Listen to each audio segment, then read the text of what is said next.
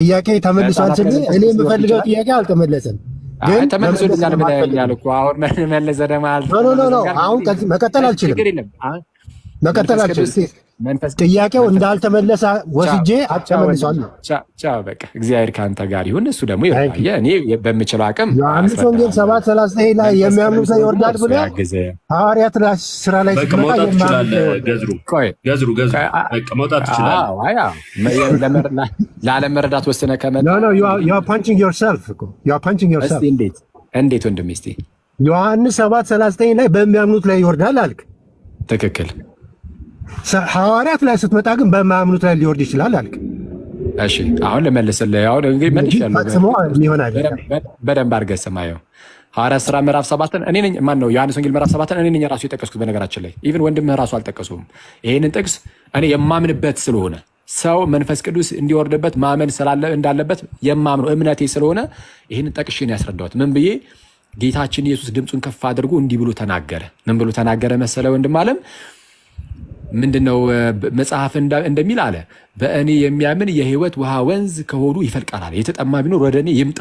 እሺ መጽሐፍ እንደሚል በእኔ የሚያምን የህይወት ውሃ ወንዝ ከሆዱ ይፈልቃል። በእኔ ምን የሚል የሚያምን ይሰመርበት። ያው ቀጠል አደረገና ይህንን ደግሞ ዮሐንስ ሲያብራራ ምን አለ? በእርሱ የሚያምኑ ይቀበሉ ዘንድ ስላላቸው ስለ መንፈስ ቅዱስ ተናገረ አለ።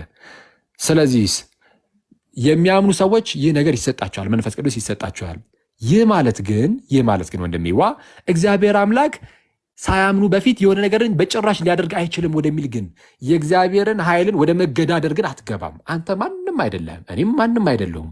እግዚአብሔርን አንገዳደረውም። አየህ ሰው እግዚአብሔር አምላክ በአንድም በሌላም ምክንያት ይህንን ነገር ሊያደርግ ይችላል። ማስረጃ አለ። አሁን መጽሐፍ ቅዱሳዊ ማስረጃ አለ ካልከኝ፣ አዎ አለ።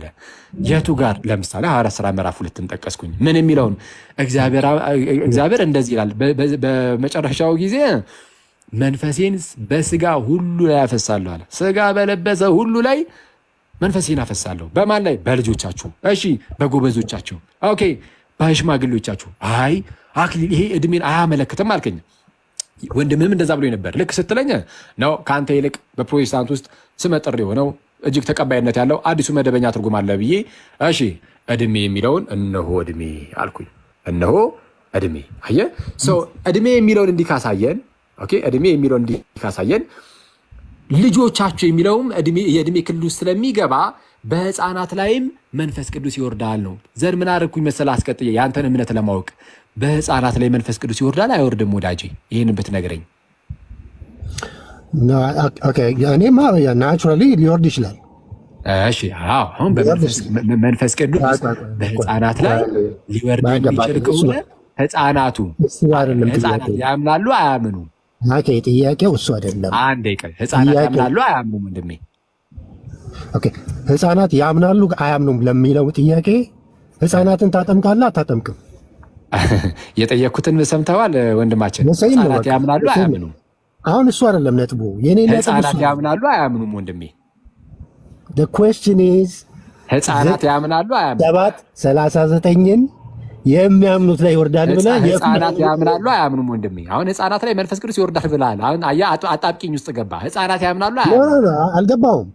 አያምኑም ህፃናት በቂ ነው። ሲጀመር ጨርሰነዋል እኮ በነገራችን። ህፃናት ያምናሉ መልስ ውረድ በቃ ቻው። ሌላ ፕሮቴስታንት ወንድሞች ጋር ደግሞ እናወራ ሌላ ጊዜ ነው። እሺ ታንክ ዩ። መንፈስ ቅዱስ ባመኑት ላይ ይወርዳል፣ በማመኑት ላይ ይወርዳል። ችግር የለም። ነገርከን እኮ በህፃናት ላይ ይወርዳል ስላልከን እኛ እዚህ ቤት አሁን ሚዩትም አናደርግም፣ አናስወጣም። ራስህ ውጣ እሺ። በጣም ካልበዛ በስተቀር አናስወጣም። እሺ በህፃናት ላይ ይወርዳል ብሎናል። ህፃናት ደግሞ የማመን ብቃቱ ላይ ገና አይደርሱም። ስለዚህ ባያምኑ ራሱ መንፈስ ቅዱስ በእነሱ ላይ ይወርዳል። አየህ በአንድም በሌላም መንፈስ ቅዱስ እንደዚህ ስራውን ይሰራል። አዲሱ መደበኛ ትርጉም አልተሳሳተም ማለት ነው። የተሳሳቱት እነሱ ናቸው። እሺ እዚህ ጉዳይ ላይ አትሊስት ሀይሌ አሁን መጨረሻ ላይ ግን እኮ ህፃናት አያምኑም ብሎ ነበረና አያምኑም ካለ ደግሞ አያምኑም ማለት እንዴ? አያምኑም ብሎ ነበረ። ያው አይሰምሮትም ቢሆን የማያምን ደግሞ ተፈርዶበታል ይላል። ስለዚህ ህፃናት ፍርድ ውስጥ ናቸው ስትለው ደግሞ መልሶ ሌላ አጣብቅኝ ውስጥ ይገባል እና ሁልጊዜ ጥያቄ ሲጠየቁ ቀጥሎ ምን ሊያመጣብኝ ነው ብሎ ስለሚያስቡ ነው ወዲያ ወዲህ ለማለት የሚሞክሩት እና እንደዛ ነው። እሺ ግን አሁን እዚህ ላይ ማቴዎስ 13 ላይ ብታወጣ ማቴዎስ 13 ከ54 ጀምሮ ብና ላንብባት። እሺ ወደ ገዛ እስኪገረሙ ድረስ በምኩራባቸው ያስተምራቸው ነበረ፣ እንዲህም አሉ፣ ይህን ጥበብና ተአምራት ይህ ከወዴት አገኘው? ይህ የጸራቢው ልጅ አይደለምን? እናቱስ ማርያም ትባል የለምን? ወንድሞቹስ ያዕቆብና ዮሳ ስምዖንም ይሁዳም አይደሉምን? እህቶቹስ ሁሉ በእኛ ዘንድ ያሉ አይደሉምን? እንኪያስ ይህን ሁሉ ከወዴት አገኘው? ተሰናከሉበትም። ኢየሱስ ግን ነቢይ ከገዛ ሀገሩ ከገዛ ቤቱ በቀር ሳይከበር አይቀርም አላቸው። ያው ይሄ ክፍል የሚያስረዳው በገዛ ሀገሩ ነቢይ እንደማይከበር ነው እና እዚህ ጋር ደግሞ በደንብ ግልጽ ሆኖ እንደሚታየው እናቱ ማርያም ነች። የጸራቢው ልጅ ደግሞ ዮሴፍ እንደሆነ ያው እንረዳለን፣ በደንብ ክፍሉ እናውቀዋለን። ሲቀጥልም ደግሞ ወንድሞቹ ያዕቆብና ዮሳ ስምዖንም እንደሆኑ ይናገራል። እህቶቹስ ብሎም ደግሞ እህቶቹን ይናገራል። ሲቀጥልም በሐዋርያት ስራ ላይም ሄደን ስንመለከት በሐዋርያት ስራ ምዕራፍ 2 ላይ ሁሉም ተሰብስበው ከሐዋርያቶቹ ጋር እህቶቹንና ወንድሞቹን ጨምሮ ሲጸልዩ እንደነበረ ይናገራልና በዚህ ክፍል ላይ ወንድሞቹን በጠቅላላ መናገር ከቻለ ማለት ከቻለ ሐዋርያቶቹንም ወንድም ካለ ሐዋርያትን ለብቻ ወንድሞቹን ለብቻ እህቶቹን ለብቻና ሁሉንም የተፈጠሩትን ፍጥረቶች በሙላ የተቀበሉትንም ያልተቀበሉትንም ወንድምና እህት ብሎ ከፋፍሎ አይናገርም ነበር። ወንዶችን ሁሉ ወንድም፣ ሴቶችን ሁሉ እህቶች ብሎ ይናገር ነበር። ነገር ግን እዚህ ጋር እንደምንመለከተው ያዕቆብና ዮሳ ስምዖን እንዲሁም ደግሞ ያልተጠቀሱ ስማቸው ያልተጠቀሱ እህቶች እንዳሉት ይሄ ቦታ ያስረዳል። ይሄንን ክፍል እንዴት ታየዋለህ? አዎ አሁን ምን አለ መሰለው እንደሚዋ ወንድሞች ሲባል ነሰሰርሊ የስጋ ወንድሞች ብለን እያመንን ነው አይደለ? ያው እንግዲህ ወንድሞች የሚል ቃል ስላለ ብቻ ማለት ነው። ወንድሞች የሚል ቃል ስላለ ብቻ በቃ የስጋ ወንድሞቹ ናቸው። የስጋ ወንድሞቹ ናቸው ኢነሴንስ ቀጥታ ከአንድ እናት የሆኑ ማለት ነው። ከአንድ እናት የሆኑ እንጂ የስጋ ወንድሞችማ አይሁዳውያንም የስጋ ወንድሞቹ ተብሎ ሊነገርላቸው ይችላል። ወደ ገዛ ወገኖቹ መጣ እንደተባለው ማለት ነው። ሰው ከአንድ እናት የተወለዱ አይነት ወንድሞች ብለን የምናስብ ከሆነ ሊትራሊ ቀጥታ እንደዚህ የምንወስድ ከሆነ ለምሳሌ የጸራቢው ልጅ ይላል አይደለ? አዎ በስጋ የስጋ ልጁ ነው የጸራቢው የዮሴፍ አይደለም። ነገር ግን ዮሴፍ የማርያም እጮኛ ነው፣ እሱ የታወቀ ነው። እሺ ስለዚህ አሁን የዮሴፍ ልጅ ብሎታል። ግን አይ ቢልም ግን አይ ልጁ ግን የስጋ ልጁ ግን አይደለም ብለሃል። አይደለም ወንድሞችም ሲልም እኛም ደግሞ እንደዛ ነው የምንለው። አሁን አንተ የጸራቢው ልጅ ሲል አይ ነው የጸራቢው ልጅ ቢልም በስጋ ግን የሱ ልጅ አይደለም። ልክ እንዳልከው ልጅ የምትለዋን ቃል ቢጠቀምም ማለት ነው። ልክ እንደዚህ ሁሉ እኛ ደግሞ ምን እንላለን? ወንድሞቹ ሲልም ነሰሰርሊ ልክ አሁን አንተ እንደባሰብከው መልኩ የስጋ ወንድሞች ማለት አይደለም ብለን እናስባለን፣ ወይም እንደዛ ነው የምናምነው። ከምን አንጻር ያልከኝ እንደሆነ አንደኛ ወንድሞች ሲል መጽሐፍ ቅዱስ ላይ የተለያዩ ትርጉሞች ይኖሩታል። ለምሳሌ አብርሃም ሉጥን እኔና አንተ ወንድማማቾች ነን እንደሚለው አጎቱ ሲሆን ማለት ነው። እኔና አንተ ወንድማማቾች ነን ይለዋል። ቀጥታ ከአንድ እናት የተገኙ ወንድማማቾች ሆኖ አይደለም። ወይም ደግሞ ጳውሎስ በአንደኛ ቆሮንቶስ ምዕራፍ 15 ላይ ጌታ ኢየሱስ መነሳቱን ሲመሰክር ከ500 ለሚበልጡ ወንድሞች ታየ ይላል። ከ500 ለሚበልጡ ወንድሞች ማለት 500 የሚሆኑ ወንድሞች። ስለዚህ ከአንድ እናት የተወለዱ 500 ወንድሞች ማለት ነው። እንደዛ የግድ እንደዛ ማለት አይደለም። ኢማጂን 500 ልጆች ሙሉ በመውለድ ቢዚ ያለች አንዲት እናት ነበረች የሚል አይነት የሚመስል ነገር እንደዛ እንዳልሆነ እንረዳዋለን። ወንድሞች ሲል ግዴታ ከአንድ እናት የተወለዱ ማለት አይደለም። አሁን ይህንን የማሳይህ ከምን አንጻር ነው? ያው ሌላ ቦታ ላይ እኮ እንደዚህ ስለሚሉና ብቻ ብዬ አይደለም። የምርም ደግሞ የእመቤታችን ልጆች እንዳልሆኑ ከመጽሐፍ ቅዱስ ማሳየት ይቻላል። ያዕቆብና ዮሳን አይደለ ያነሳል፣ ይሁዳና ስምዖንን እያለ ያነሳል። እሺ በመጽሐፍ ቅዱሳችን ሁለተኛይቱ ማርያም የምትባል እንዳለች ታውቃለህ አይደል? ማቴዎስ ወንጌል ምዕራፍ 28 ቁጥር 1 ላይ ለምሳሌ እስቲ ያወጣልን። ማቴዎስ ወንጌል ምዕራፍ 28 ቁጥር 1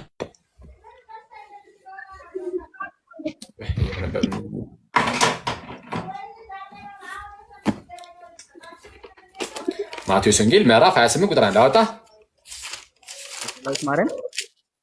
ሁለተኛይቱ ማርያም የምትባል እንዳለች ላሳየህ ነው።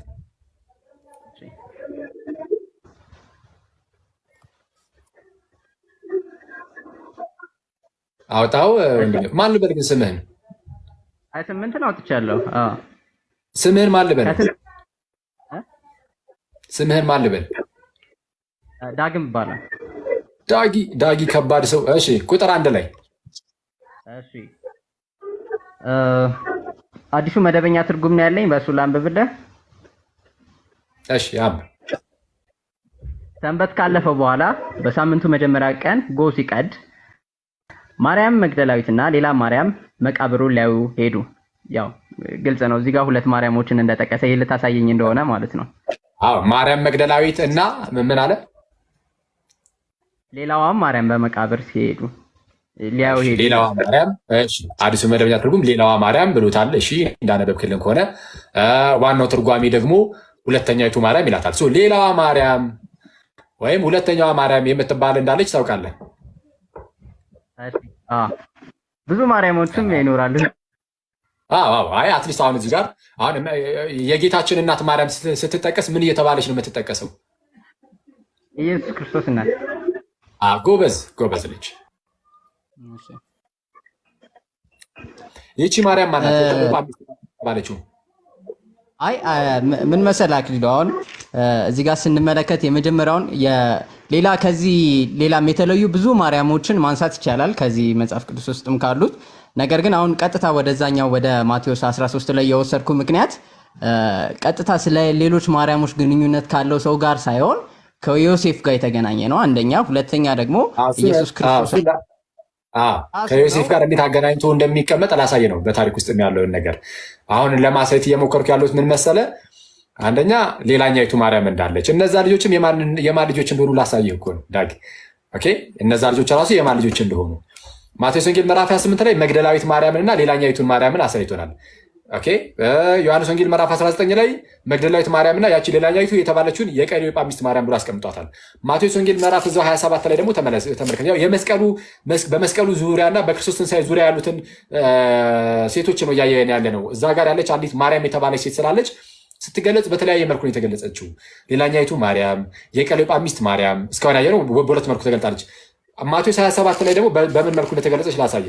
ማቴዎስ 27 ቁጥር 56 ላይ እንዲህ ይላል። እሺ አንብብልን። እሺ ከእነርሱም መካከል ማርያም መግደላዊት፣ ማርያም የያዕቆብና የዮሴፍ እናት እንዲሁም የዘብዴዎስ ልጆች የዮሴፍ ሳይሆን የዮሳ የያዕቆብና የዮሳ እናት። ኦኬ አዲሱ መደበኛ ትርጉም ላይ የያዕቆብና የዮሴፍ ነው። እሺ የዮሳ እናት እንዲሁም የዘብዴዎስ ልጆች ዮሴፍ ይላል እንትን ላይ። አይ አጋጣሚ እሺ ወይም በስልክ ላውጣውና ነው ችግር የለም። ያው አውጣና እሺ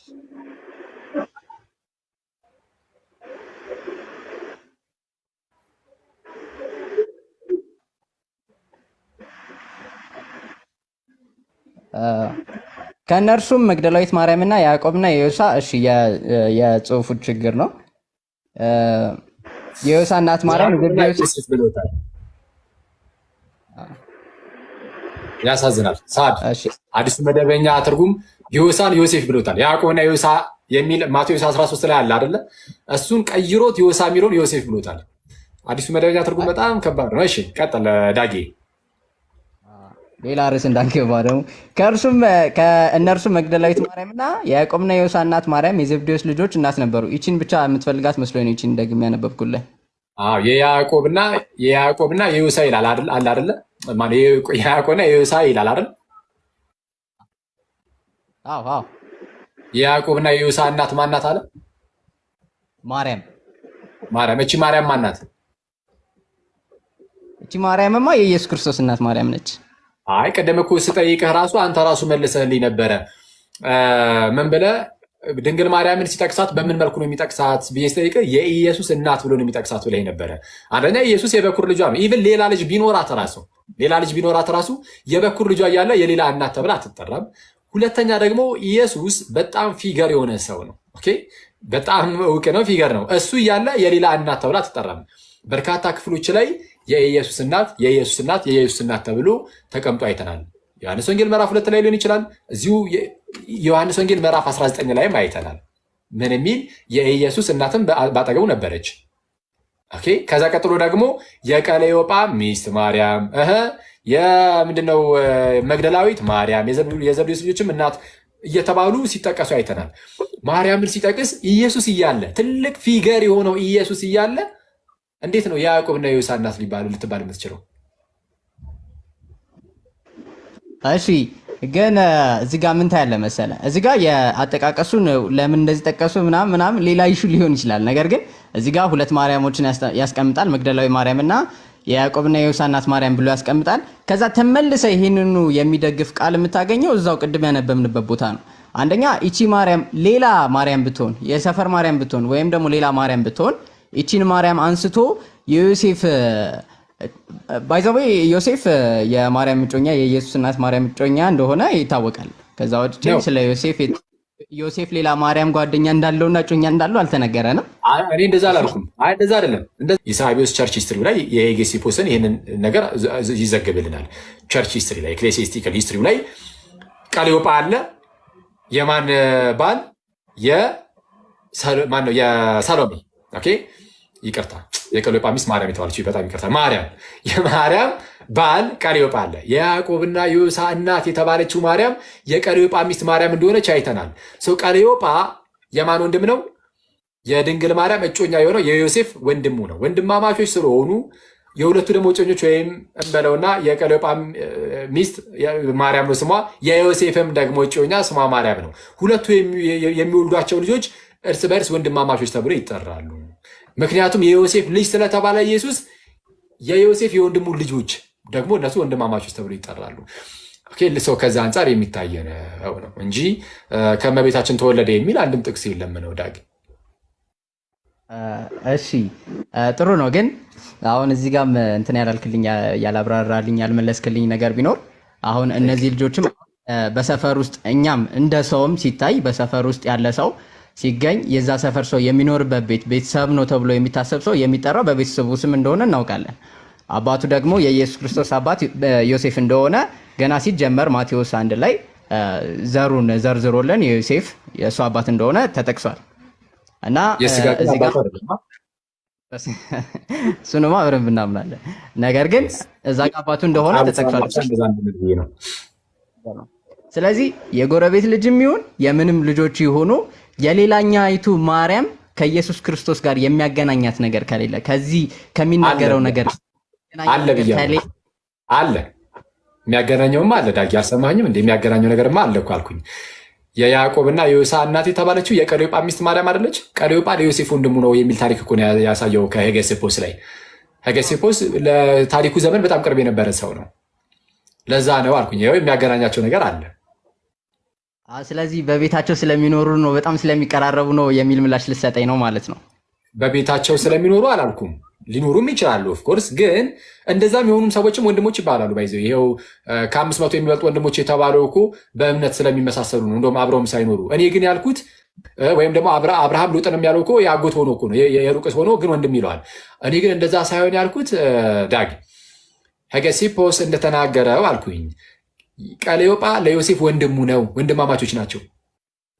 ባል የተባሉት ወይም እጮኛ ባል የተባሉት ወንድማማቾች ስለሆኑ ከዛ አንጻር የአጎት ልጅ በሚለው ይሄዳል ማለት ነው። ምክንያቱም ዮሴፍን የማን ልጅ ስላደረጉት፣ ይቅርታ ጌታችንን የዮሴፍ ልጅ ስላደረጉት ዮሴፍ የወንድሙ ልጆቹ ናቸው። የአጎት ልጅ አይነት ወደ እንደዚህ አይነት ሴንስ ይመራል። ከዛ አንጻር የሚታይ ነው እንጂ አብሮ በመኖር ብቻ አላልኩም ዳግ። ግን አሁን እዚህ ጋር ወንድም የሚለውን ነገር ስትጠቀም አክቹዋሊ አሁን እኔ እናንተም ስንነጋገር ወንድም የሚለውን ቃል መጠቀም እንችላለን። ማንኛውም ሰው ደግሞ ወንድ የሆነ እንደምታቀርበው አቀራረብ ወንድም ልትለው ትችላለህ። እዚህ መጽሐፍ ቅዱስ ላይ ሐዋርያቶችንም ጨምሮ ወንድም እንደሚል ይታያል አይደለ? ነገር ግን እዚህ ጋር መጽሐፍ ቅዱስ በግልጽ እንደሚያሳየን አንተም እንዳልከው ማርያም እንትናን ወለደች ተብሎ ሁሉም ታሪክ እንደማይጻፍ ተናግራልና ሲቀጥልም እዚህ ጋር እንደሚታየው ኢየሱስ አሁን ሐዋርያት ሥራ ምዕራፍ 1 ላይ ቁጥር 14 ላይ ስትሄድ የነዚህ 12 ሐዋርያትን ይጠቅስልንና እነዚህ ሁሉ ከሴቶቹና ከኢየሱስ እናት ከማርያም ጋር እንዲሁም ከወንድሞቹ ጋር በአንድ ልብ ሆነው ያለማቋረጥ ተግተው ይጸልዩ ነበር ይላል። አሁን እዚህ ጋርም ስትመለከት ሰዎች ጠቅሶ ሐዋርያቶችን ከእንደገና መልሶ ወንድም ብሎ አይጠራም። እናም ያሉትን እንዳለ ይዘረዝርና ወንድሞች ብሎ መጥራቱ ምን ችግር አለው? ምንም ችግር የለውም። ችግር አለው ሳይሆን እኮ ይሄኛው የሚያሳየው ወንድሞች ብሎ መጥራቱ ወንድሞች የምትለው ቃል ስላለች ብቻ እንደዛ ብለን መናገር እንችላለን። ወንድሞች የሚል ቃል ስላለ ብቻ በቃ የስጋ ወንድም ነው ብለን መናገር እንችላለን። ጋር በተደጋጋሚ እየለያየ የሚጠቅስልን ወንድሞች እንዳሉት ሊያሳየን ስለሆነ ነው እያልኩ ነው እንጂ እሱን ሊያሳይ አይችልም። ዳጊ አሁን ቀደም እኮ አሳየው። ይሄ ብቻ አይደለም ባይዘዌ ማን ነው እመቤታችንና ዮሴፍ ዘመዳማቾች ናቸው። ዘመዳማቾች ስለሆኑ ከእርሷ ሲጀመር ሊወልድም አይችልም ዮሴፍ። ይህንን አርጊመንት ባስቀምጥልስ ዘመዳማቾች እንደሆኑ ታምናለህ? እሺ አልከኝ። ሂስትሪው አልጻፈልንም፣ ግን ያልከኝን እየሰማሁ ነው። እኩስ ቆይ አንደኛ ዘመዳማቾች እንደዚህ አይነት ነገሮችን ማድረግ አይችሉም። በተለይ ከሙሴ ሕግ ምናምን በኋላ እንደዚህ አይነት ነገር ሲቀርት ያለ በፊት እንደዚህ አይነት ነገሮች ይታያሉ። ከሙሴ ሕግ በኋላ ግን ዘሌዋውያን ምዕራፍ 18 ላይ ለምሳሌ ምን ይላል? ከእናንተ ማንም ሰው ሀፍረተ ስጋውን ይገልጥ ዘንድ ወደ ዘመዱ ሁሉ አይቅረብ ይላል።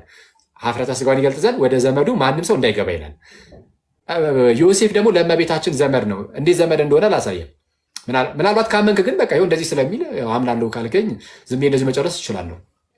ወይም ደግሞ ሮሜ ምዕራፍ 9 ቁጥር 5 ላይ አባቶች ለእነርሱ ናቸውና ክርስቶስ ደግሞ ከእነርሱ በስጋ መጣ እንደሚለው ክርስቶስ በስጋ ከእነርሱ ከአባቶች መጣ፣ እርሱም ከሁሉ በላይ ሆኖ ለዘላለም የተባረከ አምላክ ነው አሜን ይላል።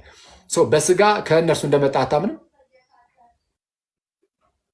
እኮ? የሚመጣበት አመጣጥ እኮ ነው። አሁን ለምሳሌ እዚህ ጋር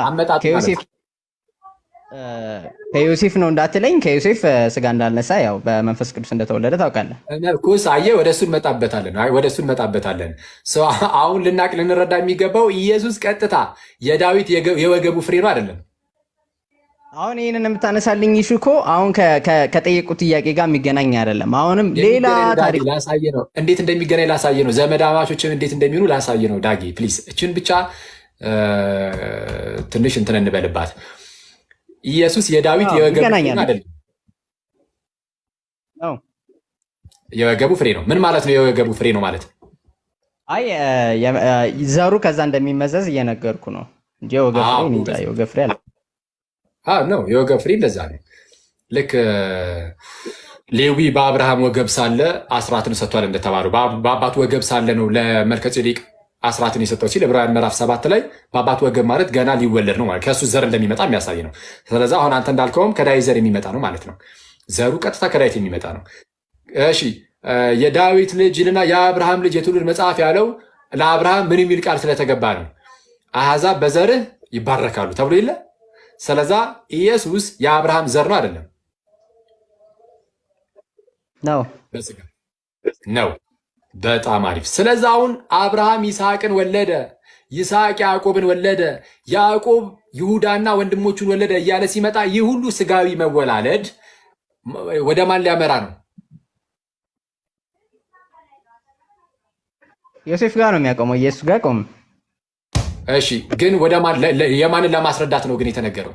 ስለ ዮሴፍ ግድ ሰጥቶት ነው ወይስ ስለ ጌታችን ኢየሱስ ለማውራት ነው የሚቆመው? ነገር ግን አሁን ለምሳሌ በዘር የምጠይቅን እየመለስክ አይደለም ዳግ። እያልኩ ያለው የመጣው ግን የኢየሱስን ለመቁጠር ነው ወይስ የዮሴፍን ለመቁጠር ነው? ኢየሱስን ለመቁጠር። የማንን?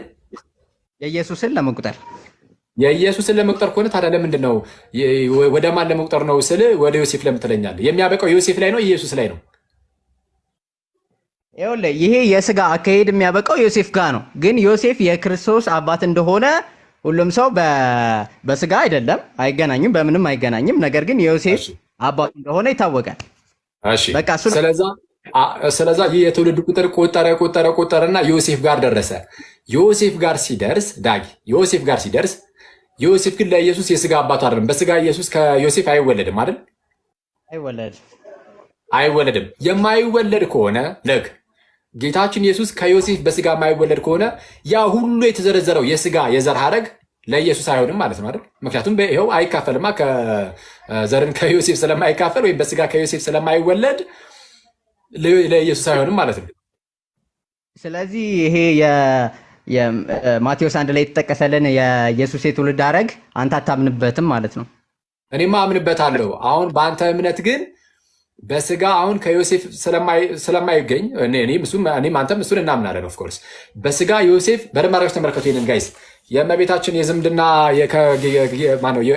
የቅዱስ ዮሴፍ እና የቅድስት ማርያም የሁለቱ የዝምድናቸው ብዙ ጊዜ አሁን አንድምታ ላይ ምናምን ስትመለከቱ አልዓዛር ጋር ይገናኛል ምናምን የሚል እይታ ነገር ይቀመጣል። ከሱ ይልቅ አሁን ማሳያችሁን በደንብ አድርጋችሁ ተከታተሉ። ትልቅ ጠንካራ የሆነ ሀሳብ ስለሆነ የምሰጠው። እሺ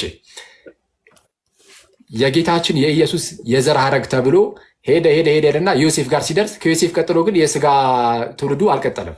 አይገርም? የስጋ ውልደት ወደ ኢየሱስ አልቀጠለም። ስለዛ ያ ሁሉ የዘር ሐረግ ለኢየሱስ አይሆንም ማለት ነው። በደንብ ይሆናል። እንዴት ይሆናል? በስጋ እኮ ከዮሴፍ አልተወለደም። እሺ ግን እዚህ ጋር ምንም የማልስማማበት ነገር ብነግርህ እዚህ ጋር የተቀመጠው ዘር እንዳለ ከአብርሃም ዘር እስከ ዮሴፍ ዘር ያለው በጣም ብዙ የተለያየ ህዝብ ሰዎች አይደለም ህዝብ የኖረበት ነው። ብዙ ሰዎች ተፈራርቆ በጣም ብዙ የበዛበት ነው። ምንም ይሄ አሁን እዚህ ጋር ብንቆጥራቸው ራሱ አሁን እንደሚባለው መጋባት በማይቻለው በዚህ ቁጥር ምናምን እስከሚባለው ድረስ በጣም ብዙ ሰዎች እንደሆኑ እንረዳለን። ስለዚህ በአንድ አካባቢ ወይም በአንድ ዘር የመጡ ሰዎች ሁሉ ዘመዳሞች ናቸው ማለት አይደለም። ማለት በአንድ አካባቢ የመጡ ሳይሆን የዘር ሐረጋቸው ራሱ ተመሳሳይ ነው የተባለው። የዘር ሐረጋቸው ራሱ ዳጊ ተመሳሳይ ነው። የዮሴፍም የኔና ያንተ ለምሳሌ የዘር ሐረጋችን ይመሳሰላል። ኢትዮጵያ ውስጥ ነው ያለነው፣ ግን የዘር ሐረጋችን ይመሳሰላል። እኔ እናንተ አይመሳሰልም። እኔ እሱን እናጠራለን። አንዴ እናጣራለን። አሬን ዘመድ ነኝ ሊለኝ ነው እንዴ? አልሰማም። እሺ ስቀልድ ነው። እሺ ዳጊ አሁን አየህ፣ እኔ እናንተ በዘር አንገናኝም። የዘር ግንድ ወደኋላ ብንቆጥር አንገናኝም።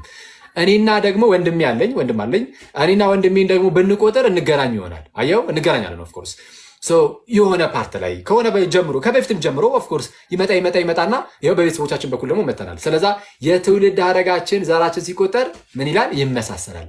ለምን? ወንድሜ ነው፣ ዘመዴ ነው። ኦኬ ወንድሜ ባይሆነ ራሱ ለምሳሌ የአጎቴ ልጅ ቢሆን ለምሳሌ የአጎት ልጅ ቢሆን የእኔ አባትና የእሱ አባት ተመሳሳይ አባት ናቸው ማለት ነው አይደለ? ይቅርታ ወንድማማቾች ናቸው ማለት ነው። የእኔ አባትና የዛ ሰው አባት ወንድማማቾች ናቸው። ወንድማማቾቹ አባቶቻችን ደግሞ አንድ አባት ይኖራቸዋል። አየው ይመጣና የዘር ሐረጉ ተመሳሳይ ይሆናል። ስለዚህ ወደኋላ ስንቆጥር ተመሳሳይ የሚሆነው ነሰሰርሊ ዘመዳማቾች ስንሆን ብቻ ነው ስንቆጥር። ምክንያቱም የተቆጠረው የሆነ ህዝብ ነበረ የተባለ አይደለም። እገሌ እገሌን ወለደ እያለ በምንድን ነው የመጣው? ቀጥታ በግለሰብ ደረጃ ስለዛ ዘመዳማቾች እንደሆኑ ከዚህ አንጻር አመላካች አስረጂ ነው። እሺ እንደዛ ከሆነ አስቀድሞ ቀለል ያለ ጥያቄ ልጠይቅ። አስቀድሞ መጀመሪያውኑ ለምን እጮኛዋ ሆነ? ይሄን መልስልኝ። ለምን ይሄ ከታወቀ ዘመዳሞች እንደሆኑ እነሱም ካመኑ ያ ነገር ደግሞ ኃጢአት እንደሆነ ካመኑም መጀመሪያውኑ አስቀድሞ እንዴት እጮኛሞች ሆኑ? ሲቀጥልም ደግሞ እሷን ለመውሰድ መላእክቱም መልሶ እሱን በስውር ሊተዋት ፈለገ። ግን መላእክቱም እሷን ለመውሰድ አትፍራ ብሎ እንደነገረው እናያለን። ስለዚህ ሁለቱን የሚያናቸው ነገር አልነበረም። የግዴታ ግን ክርስቶስ ከሷ መወለድ ስላለበት ያንን እንዲረዳ ማለት ከሷ መወለድ እንዳለበት ስለሚታወቅ ጥሏት እንዳይሄድ አትሊስት እንዳይተዋት በማሰብ ያንን ነገር ሲናገር እናያለን። ስለዚህ ይህንን ነገር ከታወቀ አስቀድሞ ለምን እጮኛሞች መሆን አስፈለገ? አሁን ለምንድነው እጮኛ የሆነው መሰለ? አንደኛ እጮኝነት በራሱ ኃጢአት አይደለም የሚለው ቅድም ያነበብኩልህ ላይ ዘሌዋውያን ምዕራፍ 18:6 ላይ እንዲህ ነው የሚለው፣ ከእናንተ ማንም ሰው ኀፍረተ ሥጋውን ይገልጥ ዘንድ ወደ ዘመዱ ሁሉ አይቅረብ ነው የሚለው። ስለዚህ አሁን ዮሴፍ የእመቤታችን እጮኛ ሲሆን ኀፍረተ ሥጋውን ለመግለጥ አይደለም፣ የመጽሐፍ ቅዱስን ቃል ለመጠቀም ያህል እንደዛ አይደለም። የሁለቱ እጮኝነት ልክ ለምሳሌ አንድ ባልና ሚስት ዳጊ ይተጫጩ የለ እንደሚተጫጩት ልክ እንደዛ ያለ መተጫጨት ነው። አንዳንድ ሰው አሁን እንደዛ አይደለም እጩ ዶክተር እንደሚባለው ነው የሚል ሰው አለ። እጩ ዶክተር እንደሚባለው በቃ እንደዛ ብቻ አይደለም ነው፣ ልክ እንደዛ ነው። ግን ያ ግን ለምን ሆነ ከተባለ ኮንሱሜት ግን አይደረግም ነው የምንለው እኛ። የምንለው ኮንሱሜሽን የለውም፣ ፍጻሜን ማለት ኀፍረተ ሥጋ መግለጥ የሚባል ነገር ውስጥ አይገቡም። በምን ይታወቃል? እንደዛ እንደሆነ በምን አወቁኝ? ግምት ነው ወይስ መጽሐፍ ቅዱሳዊ ማስረጃ አለ? አሁን ለዚህ ማለት የምርም እጮኛማቾች ሆኑ ግን በድንግልና ሊኖሩ እንደሆነ በምን ማወቅ ይቻላል? ለዚህስ መጽሐፍ ቅዱሳዊ ማስረጃ አለን? ለእያንዳንዱ ለምናወራው ነገር እንደው መጽሐፍ ቅዱሳዊ ማስረጃ አለን? አትሊስት አሁን ከምናወራ አንጻር አለን፣ ለዚህም አለን። አይገርምም? ለዚህም መጽሐፍ ቅዱሳዊ ማስረጃ አለን። ካለ መጽሐፍ ቅዱስ እጮኛ ያላት እጮኛዋን ነው አልታስብ የምትችለው ነገር ግን እዚህ ጋር አይደለም ባይዜ አይደለም እጮኛ ያላት ሴትና ኢቭን እጮኛ የሌላት ሴት ራሱ ትጸንሻለሽ ብትባል የምታስበው ወንድን ነው። ኦፍኮርስ ከወንድ እንደምትጸንስ ስለምታውቀው ከወንድ እንደሚጸንስ መረዳቱ ይኖራት እንጂ መልአክ መቶ ትጸንሻለሽ ወንድ ልጅም ትወልጃለሽ ሲላት በቃ ማንን የሆነ ማገባው ብላ ነው የምታስበው። እመቤታችን ደግሞ ጭራሽ እጮኛ አላት። እጮኛ ስላላት ትጸንሻለች፣ ትወልጃለች ስትባል ማነው አእምሯ ውስጥ የሚመጣው? ኦፍኮርስ እጮኛ ነው። በቃ ከሱ ነው የምጸንሰው ብላ ነው የምታስበው። ኢቭን አንድ ላይ ነው እየኖሩ ያሉት። በነገራችን ላይ አሁን አንድ ላይ ሆነዋል። ኦኬ ሊተዋትም ስላሰበ ግን እጮኛ ማርያም ለመውሰድ አትፍራ ተብሎ ደግሞ እንደያዛት ስላየን ምን እንረዳለን? ማቴዎስ ወንጌል ምዕራፍ 1 ላይ እንዳለው ማለት ነው። አብረው ነው ራሱ ያሉት። ስለዚህ ከእሱ እንደምትጸንስ ነው የሚገባት። በጣም የሚያስገርመው ግን እመቤታችን ለካ እንዲህ ያለ ነገር ጭራሽ ጭንቅላቷ ውስጥም የለም። እንዲህ ያለ መተዋወቂ ነሲንስ አልጋ ላይ መተዋወቂ ያለው ማለት ነው። እንዲህ ያለ ነገር ስለሌለ እመቤታችን ምን ብትጥሩ ነው? ዮሴፍ ጭንቅላቷ ስላልመጣ ወንድ ስላላወቅኩኝ አይደለም ስለማላውቅ ይህ እንዴት ይሆናል? ትጸንሻለች። መቼ? ወደፊት። ኦኬ ወደፊት ነው የምትጸንሰው። እመቤታችን ምን አለች? ወንድ ስለማላውቅ። ይህ አሁን ያለብችበትን ብቻ አይደለም ወደፊቱንም የሚያመለክት ነው ቃሉ። ስለማላውቅ ስለሆነ ወንድ ስለማላውቅ ይህ እንዴት ይሆንልኛል ብላ እመቤታችን መለሰችለት። አዎ አልከኝ መተህ እጮኛ ዮሴፍ አላው፣ ግን እጮኛ ዮሴፍን መቼ እንደዚህ አስቤው፣ እሱስ መቼ እንደዚህ አስቦኝ። ኦኬ ስለዚህ ወንድ ስለማላውቅ እንዴት ይሆናል አለችው። ለምን ዮሴፍ ጭንቅላቱ ሳይመጣ? ምክንያቱም ምንም ግንኙነት ስላላደረጉ። ለዛ እኮ ነው በግንኙነቱ ጸንሰሻል ሳይሆን ያላት ትጸንሻለች ነው። ገና ወደ ግንኙነቱማ ገና የሚመጣ ነው፣ ወደፊት ትጸንሻለች ነው። ይህንን ባይዜ አውግስቲን ነው እንደዚህ ብሎ የሚያብራራው ኦን ቨርጂኒቲ ላይ 4ኛው ሴክሽን ላይ እንዲህ ብሎ ያስቀምጣል። ለአምላኳ ቮ ባታደርግ እሱን ተቀበለው እያልኩኝ አይደለም። ራሱ መጽሐፍ ቅዱሱ ግልጽ ስለሆነ አውግስቲንን ማወቅም መቀበልም አይጠበቅብን። መጽሐፉ ግልጽ ነው። ለምን ወንድ ስለማላውቅ አለች ነው። ወንድ ስለማላውቅ ይህ እንዴት ይሆንልኛል ለምን አለች? ይህ እንዴት ይሆናል ለምን አለች? ምክንያቱም ጸንሰሻል አላላትም፣ እንዳትረሳ። ጸንሰሻል አላላትም ቢላት ኦኬ እንዴ ወንድ መቼ አውቄ ሳላውቅ እንዴት ሆኖ እንዲፈጠራል ባለች ነበረ። ግን የተባለው ወንድ ይቅርታ ጸንሰሻል ሳይሆን ትጸንሻለሽ፣ ወንድ ልጅም ትወልጃለሽ ነው። የእመቤታችን ደግሞ መልሷ ኦኬ ዮሴፍ አለ ከሱ ልጸንስ ነው። እንደዛ አይደለም። ልክ ለማኑሄ ሚስት እንደተነገረላት ያለ አይደለም። መጽሐፈ መሳፍንት ላይ ለማኑሄ ሚስት መልአኩ እንግዲህ የጌታ መልአክ ተብሎ የተገለጸው ምናልባትም ራሱ እግዚአብሔር ሊሆን ይችላል፣ ጌታችን ሊሆን ይችላል። የእግዚአብሔር መልአክ ተብሎ የተጠቀሰው ወይም ሁለት መገለጥ ይሆናል። መልአክና እግዚአብሔር ሁለቱም ተገልጠው ቴዎፈኒና ኤንጅሎፈኒ ሊኖረው ይችላል። ለማንኛውም ስንተሆና ግን እሷ ለምሳሌ ሶምሶን እንደሚወለድ ተነገራት። ትጸንሻለች ትወልጃለች ተብሎ ተነገራት። ግራ አትጋባም። ለምን? ማኑሄ አለ፣ ከማኑሄ ነው የምትጸንሰው የምትወልደው። እንደዚሁ ጸነሰች ወለደች የሚል ነገር የለም። እንዲህ ያለ ታሪክ ከማኑሄ እንደሆነ ግልጽ ነው። እመቤታችን ጋር ስትመጣ ግን ለምንድን ነው እጮኛ ዮሴፍን ሙሉ በሙሉ ከጭንቅላቷት ስለመጸነስ ሲነገራት፣ እኔ በጣም ነው የሚያስገርመኝ ክርስቶስን ስለመጸነስ ሲነገራት እመቤታችን እጮኛዋን ራሱን ሙሉ በሙሉ ጭራሽ ወደ ጭንቅላቷ ሳታመጣው ወንድ ስለማላውቅ እንደ ዮሴፍን ራሱ አላለችም። እዝነት አስተዋነሽኝ። ዮሴፍን ስለማላውቅ ራሱ አላለችም፣ ወንድ ነው ያለችው ራሱ። በቃ ወንድ ስለማላውቅ ይህ እንዴት ይሆንልኛል? ከዚህ በላይ ምን ማስረጃ ይኖራል? ዳጊ ላለመቀበል ወስነን ካልመጣን በስተቀር እኔ እንዳላቋርጠ ብዬ ነው እንጂ ዝም ያልኩ። አሁን ያልከኝም እስካሁን ያወራናቸው ነገሮች እኮ ከዛ ከጠየቁ ጥያቄ ጋር እየተገናኘ አይደለም። ኢየሱስ ክርስቶስ ከተወለደ በኋላ የተወለዱ ኢየሱስ ክርስቶስ የእሷ የበኩሯ ልጅ እንደሆነ እኮ እናውቃለን። ከዛ በፊትም ወንድም እንዳልተገናኘች እናውቃለን አይደለ? ስለዚህ ከዛ በኋላ የተወለዱ ናቸው እንጂ ከሱ በፊት የተወለዱ ናቸው ምናምን የሚል ነገር አልሰጠውም። ነገር ግን ከዛ በኋላ የተወለዱ ወንድሞች እና እህቶች አሉት ብሎ መጽሐፍ ቅዱስ ያው በኩር ስላለ ነሰሰሪ ቀጣይ ልጅ አለ ያስብላል ዳጊ። ወንድሞቹና እህቶቹ የገዛ ወንድሞቹም አላመኑበትም ነበር ይላል አይደል? የገዛ ወንድሞቹን ማለት እኮ ቅድም መለስኩኝ። አሁን ደግሞ በኩር የሚለውንም ልመልስልህ ብዬ ነው ከመውጣቴ በፊት አንድ አፍታ። በኩር የሚል ቃል ስላለ ብቻ ቀጣይ ልጅ አለ ያስብላል? በረንብ ያስብላል።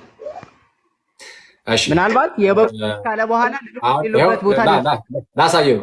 ለዚህም ከመጽሐፍ ቅዱስ ላሳየ ዳጊ።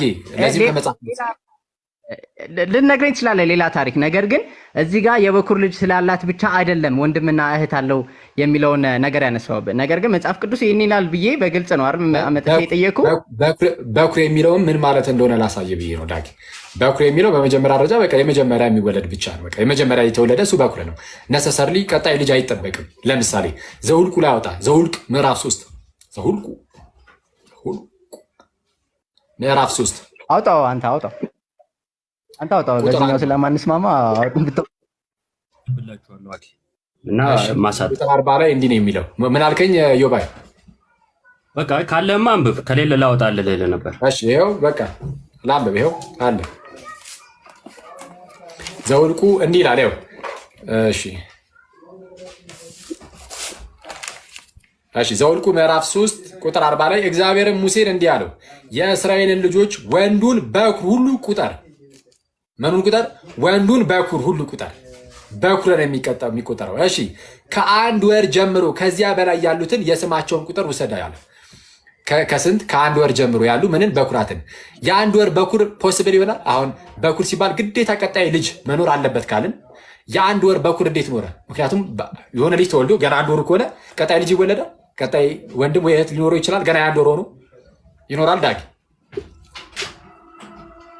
በኩር የመጀመሪያ ነው። በኩር የመጀመሪያ በኩር የመጀመሪያ እንደሆነ አውቃለሁኝም አምናለሁኝም። ነገር ግን ከበኩሩ ስለዚህ ቀጣይ ግዴታ ያለው አያስብልም ነው። ኦኬ እኔ እኮ ሁለተኛ ላይ አዲሱ መደበኛ ላውጣ ስትል ዳኒ እንደዛ መከራውን ሲያይ አልገባኝም ነው። ለምን ፈራው ላለው ለካ መጀመሪያ ቦምብ አፈንድተ ነው።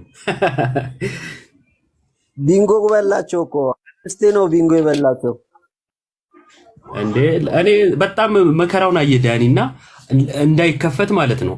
አላስወራ ይላል፣ አላስከፍት ይላል። በግድ ነው ከፍ ራሱ ያደረገውና ለምን ፈራ ያን ያህል እንዲህ እንትን እያልኩኝ አላየሁትም ነበር አዲሱ መደበኛንም እና ከዛ ለካ መጀመሪያ ቦምብ ስላፈነዳ ያ ከሚደገም እንዲህ ባረግ ይሻላል ብሎ ነው ለካ።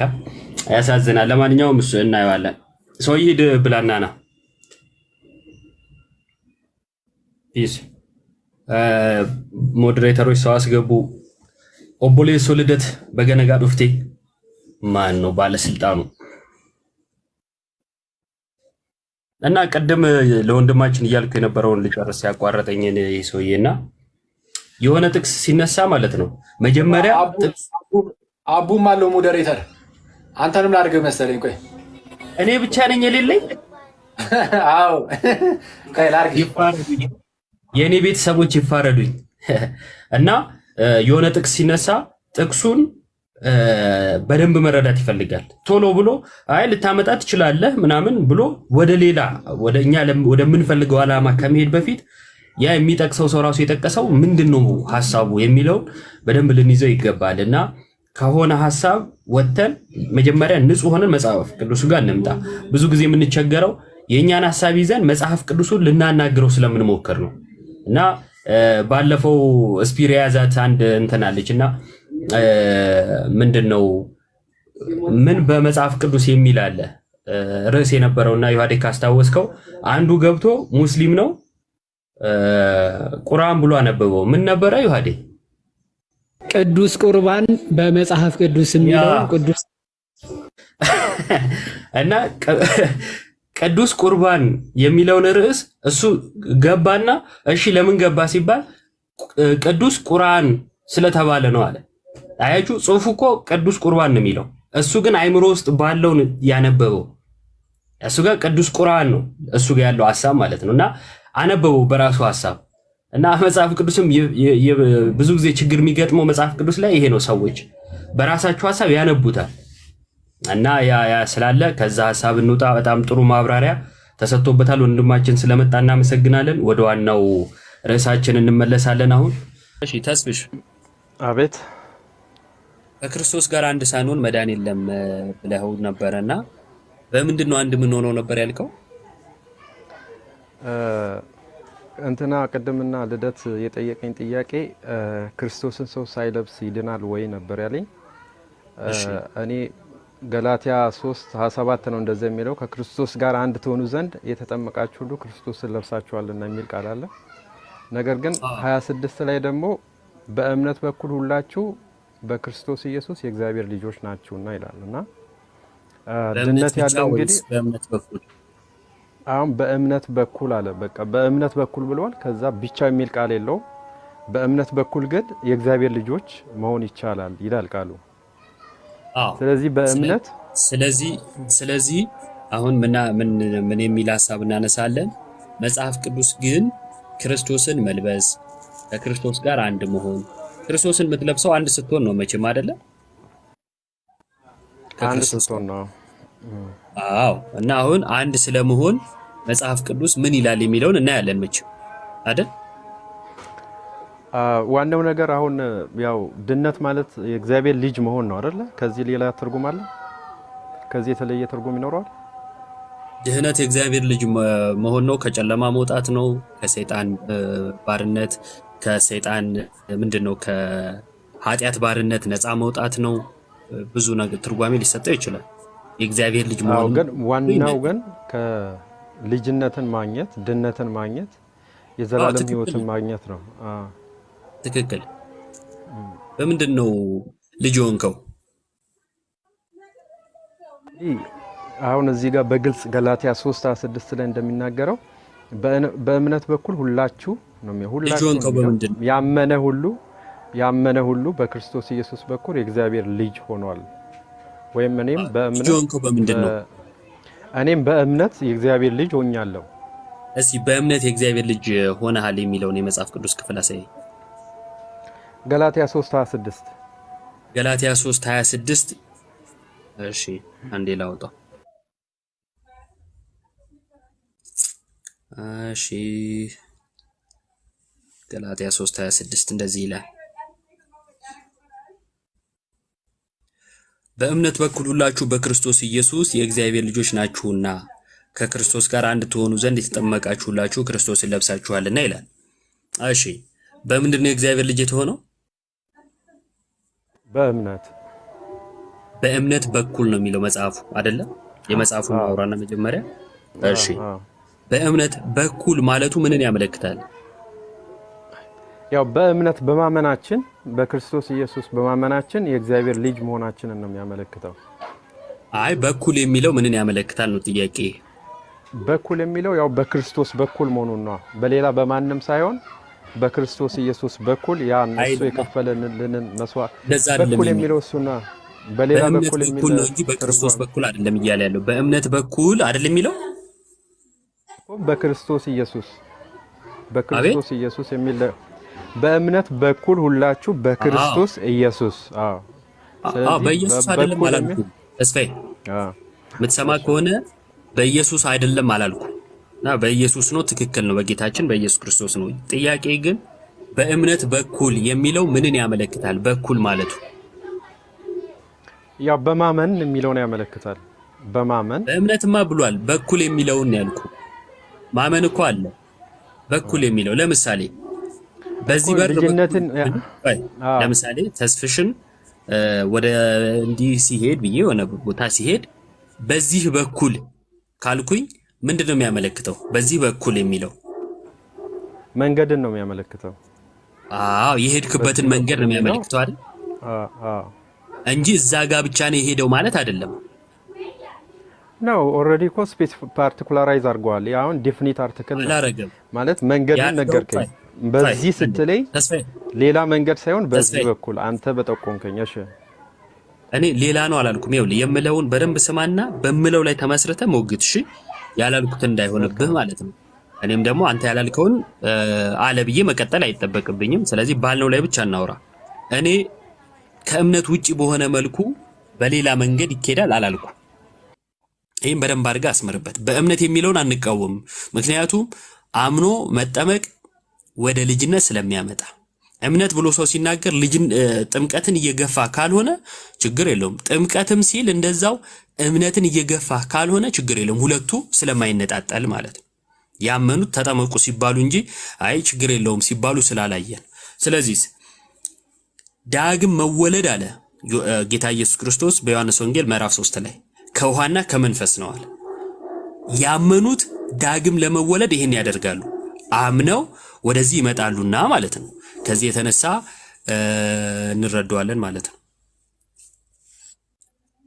መልካም። እሺ እኔ ማሳቤ ልስጥ። እሺ መልካም። ቴንክ ዩ ዮቢ። ጥሩ አገላለጽ ነው የገለጽከው። ትክክል ነህ። ከላይ ህግን ከእምነት ጋር እያነጻጸረ ነው እንትን የሚለው። በኋላ ላይ ግን እምነት በቃ በክርስቶስ ስለመጣልን አሁን በእምነት ኦሬዲ በቁጥር 26 ላይ የእግዚአብሔር ልጆች እንደሆነን መስክሮልናል። እና በእምነት ደግሞ ዋናው ነገር ምንድነው? አሁን እዚህ ጋር ድነት ወይም የእግዚአብሔር ልጅ መሆን የዘላለም ሕይወት ወራሽ መሆን በምንድነው? በእምነት። በዚህ ሐሳብ ልዩነት የለንም። ከዚህ በኋላ ደግሞ ሌሎች የሚመጡ ነገሮች አሉ። እንዳልከው ጥምቀት አለ፣ ቅዱስ ቁርባን አለ፣ መንፈሳዊ ፍሬ ማፍራት አለ። እነዚህን ሁሉ ቢኮዝ እስከ መጨረሻው ጸንተን መቆም ስላለብን እስከ መጨረሻው ድረስ ድነታችንን መጠበቅ ስላለብን የምንሄዳቸው ናቸው። በእምነት በኩል ግን ኦልሬዲ አሁን ወደ ምን ደርሰናል ማለት ነው። አሁን በፊት አዳም የእግዚአብሔር ልጅ ነበረ እና ከመውደቁ በኃጢአት ከመውደቁ በፊት ወደ ነበረበት ወደ መጀመሪያው ማንነት የአዳም ማንነት እግዚአብሔር እየተገለጠ እየመጣ በኤደን ገነት ወደሚያነጋግረው አዳም ደርሰናል ማለት ነው። በማን? በክርስቶስ። እንዴት? በማመን። ኦኬ። ከዛ በኋላ ምንድነው? አሁን ክርስቶስን በጥምቀት እንለብሰዋለን። ክርስቶስን እንለብሳለን። ክርስቶስን ለበስነው ማለት ነው። ቀደምና በእምነት ኮንፌስ ያደረግነው ነገር አሁን ደግሞ በጥምቀት ሲምቦሊካሊ ምን አደረገን ማለት ነው? ዴሞንስትሬት አደረግነው ማለት ነው። ገለጽነው ማለት ነው። በዚህም በጥምቀት ከክርስቶስ ጋር ምን ሆነን ማለት ነው? አንድ ሆነን ማለት ነው። ሶ ከዛም በኋላ ጀስት የእግዚአብሔር ልጅ ስለሆነን የክርስቶስን ስጋና ደም መንፈሳዊ ፍሬ ማፍራት እንደ ጻድቅ በቃ ጀስት እንደ እግዚአብሔር ልጅ መመላለስ ይጠበቅብናል ማለት ነው። ሶ አሁን እዚህ ጋር ምንም ልዩነት የለንም። ኢዮቤ አንተ እንዳልከው አሁን ምንድነው ዋናው ነገር ምንድነው? የእግዚአብሔር ልጅ ከሆነን በኋላ በእምነት እንግዲህ እምነት ሙሉ ሆኖ ወደ እግዚአብሔር ልጅነት ካመጣን እግዚአብሔር ማለት እምነት የእግዚአብሔርን ልጅነት ሊያሰጠን ምሉእ ነው ማለት ነው። የተሟላ ነገር ነው ማለት ነው። ሶ ከዛም በኋላ ጥምቀት ደግሞ ከክርስቶስ ጋር አንድ እንድንሆን ክርስቶስን እንድንለብሰው እንግዲህ ለኃጢአት ሞተን ክርስቶስ በእኛ ሕያው ሆኖ እንዲኖር የሚያደርግ ሲምቦሊካል የሆነ የአንድነታችን ምስክር ነው። እሺ አሁን ላልካቸው በኋላ ላይ ማስረጃ ጠይቀሃለሁኝ። አሁን ያልከው ላይ አንድ ነገር ልበለ። በእምነት በኩል የሚለውን ፈጽሞ እንደማንቃወም እምነትን ያስወገደ ድህነት አለ ብለንም ስለማናምን በእምነት በኩል የሚለውን አንቃወምም። ግን አንተ የምትናገርበት ኢንቴንሽን እና እኔ የምናገርበት ይለያያል። እኔ በእምነት በኩል ስል በእምነት በርነት ወደ ጥምቀት እንመጣለን፣ አምነን እንጠመቃለን ማለት ነው። ጌታ እንዳለው ነው። የኔ ሐሳብ እሱ ነው። ያንተ ሐሳብ ግን በእምነት በኩል ስትል ጥምቀትን አስወጥተ ነው እምነት ድህነት ከዛን መዳንህን ለመመስከር ብለህ ነው የምትቀጥለው። እሱ አይደለም የመጽሐፍ ቅዱስ አጠቃላይ ሐሳብ። ጌታ ኢየሱስ ክርስቶስ ስለ ዳግም ውልደት ስለ ልጅነት ሲናገር ምንድነው ያለው? እንዲህ ይላል። ኢየሱስ መልሶ እውነት እውነት እልሃለሁ ሰው ዳግመኛ ካልተወለደ በቀር የእግዚአብሔርን መንግስት ሊያይ አይችልም አለው ይላል። ምን አለ? ዳግመኛ ካልተወለደ በቀር የእግዚአብሔርን መንግስት ሊያይ አይችልም። አየ ለማየት ራሱ ምን ያስፈልጋል? የእግዚአብሔርን መንግስት ለማየት ዳግም መወለድ ያስፈልጋል። ኒቆዲሞስም ሰው ከሸመገለ በኋላ እንዴት ሊወለድ ይችላል? ሁለተኛ ወደ እናቱ ማህፀን ገብቶ ይወለድ ዘንድ ይችላልን? አለው ይላል። ስለዚህ አሁን ኒቆዲሞስ ምን ስለምን ጠየቀ? ዳግም መወለድ የእግዚአብሔር ልጅነትን ያስገኛል፣ ካልተወለድክ ያው የእግዚአብሔር መንግስት ልታይ አትችልም የሚለውን። ታዲያ በምንድን ነው የምንወለደው? እሱ የሚያውቀው ምንድነው? ከእናት ማህፀን መወለድ ነው፣ ልደት ብሎ መወለድ ብሎ የሚያውቀው። ስለዚህ እሱኑ ስላሰበ ምን አለ? ወደ እናቱ ማህፀን ደግሞ ሊገባ ይችላልን የሚል ጥያቄን ጠየቀ። ከዛ ኢየሱስ ምን ብሎ መለሰለት? ኢየሱስም መለሰ እንዲህ ሲል እውነት እውነት እልሃለሁ አለ ሰው ከውሃና ከመንፈስ ካልተወለደ በቀር ወደ እግዚአብሔር መንግስት ሊገባ አይችልም አለው። ቀደም ካልከው ጋር ገላትያ ላይ ሄደ አይ እዛ ጋር እኮ ጥምቀት የሚል የለም በእምነት በኩል ነው የሚለው ብለ እምነትን ለዳግም መወለድ እምነትን ብቻ ለዳግም መወለድ አረከው። እኔ ደግሞ ምን እያልኩኝ ነው? እዚህኛው ክፍል ላይ ደግሞ ዮሐንስ 3 ላይ ደግሞ እምነትን አልተናገረም፣ ጥምቀትን ግን ለዳግም ውልደት ከውሃና ከመንፈስ ብሎ ተናገረ። እምነትን ስላልተናገረ ያለ እምነት ዳግም መወለድ አለ ወይ ስል አይ የለም አልክ። ከሌለ ዳግም መወለድ ከውሃና ከመንፈስ ሲል ምንም እምነት ብሎ ባይጠቅስም እምነት አለ ብለህ እንዴት ልታምን ቻልክ ነው ያልኩ። መልካም። ይሄን ከላይ ጀምረ ከአንድ ቁጥር ጀምረ ዮሐንስ ወንጌል ምዕራፍ 3 ስትመጣ ኦሬዲ ይሄ ፈሪሳዊ ኢየሱስ ክርስቶስ እግዚአብሔር ከኢየሱስ ክርስቶስ ጋር እንደሆነ እግዚአብሔር አብሮት ከሆነ ሰው በስተቀር እርሱ የሚያደርጋቸው ምልክቶች ሌላ ማንም ማድረግ እንደማይችል ያመነ ሰው ነው። በሌላ አገላለጽ በኢየሱስ ክርስቶስ ያመነ ሰው ነው ፈሪሳዊው። እንደውም ሌሎች እንዳያዩት እኮ በሌሊት ነው የመጣው፣ ማታ ላይ ነው የመጣው ወደ ኢየሱስ ጋር። ማለት አሁን እዚህ ጋር ግልጽ በሆነ መንገድ ኢየሱስ ክርስቶስም የሰዎችን ልብ ያውቃል አይደል? ልባቸውን ይመረምር ነበር። እብን ደቀ መዛሙርቶቹ ከሱ ርቀው እንኳን ሲያጉረመርሙ የውስጣቸውን ይጠይቃቸው ነበር በግልጽ አጠገባቸው ሳይሆን ማለት ነው። አሁን እዚህ ጋር ኦልሬዲ ፈሪሳዊው መጀመሪያ ከቁጥር 1 ጀምረን ብናነብ ኦልሬዲ በኢየሱስ ክርስቶስ ያመነ ነው፣ አምኗል። ይሄ ሰው ይሄ ያስኬዳል፣ አምኗል። ላንብብ፣ ቃሉን ላንብብ። ከፈሪሳውያንም ወገን ለጠየቁ እሱን አልነበረም ወንድም ማለት ነው። አዎ ጀስት ለምሳሌ እዚህ ጋር ኢየሱስ ሳይሆን የጠየቁ እዛ ጋር ጥምቀት የለም ብለ በእምነት በኩል ብቻ ዳግም መወለድ እንዳለ አድርገህ ከተናገርክ እዚህ ጋር ደግሞ እምነት አልተጻፈምና ጌታ ሲናገር ከውሃና ከመንፈስ አለ እንጂ እምነት ከዛን ውሃ መንፈስ ብሎ አይደለም የዘረዘረው። እንዲህ ሳይዘረዘርም ግን አንተ እምነት አለ ብለህ ታምናለህ። ስህተት ነውም አላልኩም። ምን ያንተ ሎጂክ ግን እንዲህ ከሆነ እዛኛው ላይ ተጠቀምከውን እዚህም ስንጠቀመው ትምህርትን ያፋልስብሃል ነው። እሱ እንድትረዳ እንጂ ያለ እምነትማ አለመኖሩን አስቀድሜን የተናገርኩት። ገላትያ ላይ ግን እምነትን ብቻ ሳይሆን ጥምቀትንም ቀጥሎ ይናገራል። እዚህም ክፍል ላይ ከውሃና ከመንፈስ ካለ በኋላ እታች ወርደ ደግሞ ስታይ በእምነት የእግዚአብሔርን መንግስት እንደሚገኝ በእምነት በኩል ደግሞ የዘላለም ሕይወት እንደሚገኝ ይጽፋል። ስለዚህ አንዷ ጥቅስ ላይ ብቻ ቆመን ቁርጥ አድርገን በቃ ይሄ እምነቴ መሰረት ብለን ምንይዝ ከሆነ ሌሎች የመጽሐፍ ቅዱስ ትምህርቶችን ሌሎች ክፍሎችን ማናይ እና እነሱን በደንብ ተረድተን ትምህርታችንን ማናስረዳ ከሆነ ያ ስህተት ይፈጥራል። ከዛ አንፃር እንድትረዳው ነው እያልኩ ነው ወንድሜ። ኦኬ እዚህ ጋር አሁን እንዴት መሰለ አንድ ነገር አሁን ማወቅ ያለብን እኛ ሁላችንም ባይዘይ በፕሮቴስታንቱም ዓለም ቢሆን ከእምነት በኋላ ጥምቀት አለ፣ እንጠመቃለን። ሁሉም የተጠመቀ ነው ማለት ይችላል። አንድ ሰው ጥምቀትን እምቢ የሚለው ካላመነ ብቻ ነው። ያመነ ሆኖ ደግሞ ጥምቀት አልጠመቅም ቢል መጀመሪያው ነው አላመነም ማለት ነው። ስለዚህ አሁን እዚህ ጋር ግን በዋነኝነት እኔ ላነሳል የፈለኩት ሐሳብ ምንድነው በዮሐንስ ወንጌል ምዕራፍ 3 ላይ ከአንድ ጀምረን ስናነብ ኦልሬዲ ፈሪሳዊው በኢየሱስ ክርስቶስ ማመኑን ያሳየናል ማለት ነው። እስከ ቁጥር 2 ድረስ ማለት ነው። ከዛም በኋላ እንዳልከው ይህ የዮሐንስ ወንጌል ምዕራፍ 3 እንደውም ያለ እምነት ድነት እንደሌለ ያለ እምነት ፍርድ እንደሆነ ፍርድ መሞት እንዳለ ከእግዚአብሔር ልጅነት ከእግዚአብሔር መንግስት መቆራረጥ እንዳለ በግልጽ ነው የሚነግረን። አሁን እዚህ ጋር ሰው ኢየሱስ በቁጥር 5 ላይ ኢየሱስም መለሰ እንዲህ ሲል እውነት እውነት እልሃለሁ ሰው ከውሃና ከመንፈስ ካልተወለደ በቀር ወደ እግዚአብሔር መንግስት ሊገባ አይችልም ሲል ኦልሬዲ እዚህ ጋር እምነትን ሰውየው ጋራንቲ አድርጓል። በቃ ጀስት አምኗል የሚለውን ነገር ታሳቢ አድርጎ ነው። ቢኮዝ መጀመሪያ ላይ ሰውየው በቁጥር 1 እና በቁጥር 2 ክርስቶስን ስለ ክርስቶስ የተናገረው ነገር አለ። ከዛ ወደ ታች ደግሞ እያነበብን ስንመጣ ኢሚዲየትሊ አሁን እኮ በማያጋጨንና ባልተለያየንበት ነገር ላይ ነው ጊዜን እየፈጀ ያለው። እኔ ላስረዳህ ሞከርኩትንም አልተረዳኸኝምና ቀደም ያልከውን አሁንም ደገምከው። ከእምነት ውጪ ወይንም ደግሞ ዳግም ለመወለድ እምነት አያስፈልግም አላልኩም።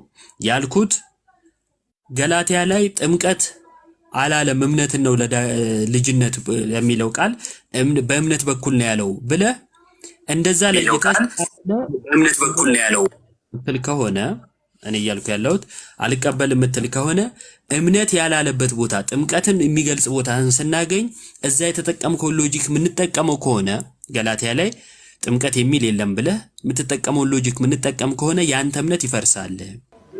እኔ ከዚህ በፊትም ይሄን ቃል ስላላየሁት አይደለም። ብዙውን ጊዜ ይሄን ቃል ከጥምቀት ጋር አያይዛችሁ እናንተ ስለምታነሱት እንጂ እኔ ኦልሬዲ ውሃ ነው ብዬ እዛ ቦታ ላይ እንደውም ቦታው ቀጥሎ ባለው ቁጥር የሚያብራራው ስለ መንፈስ ነው። ኦልሬዲ በመንፈስ ቅዱስ መወለድን ነው አስረግጦ የሚነግረን።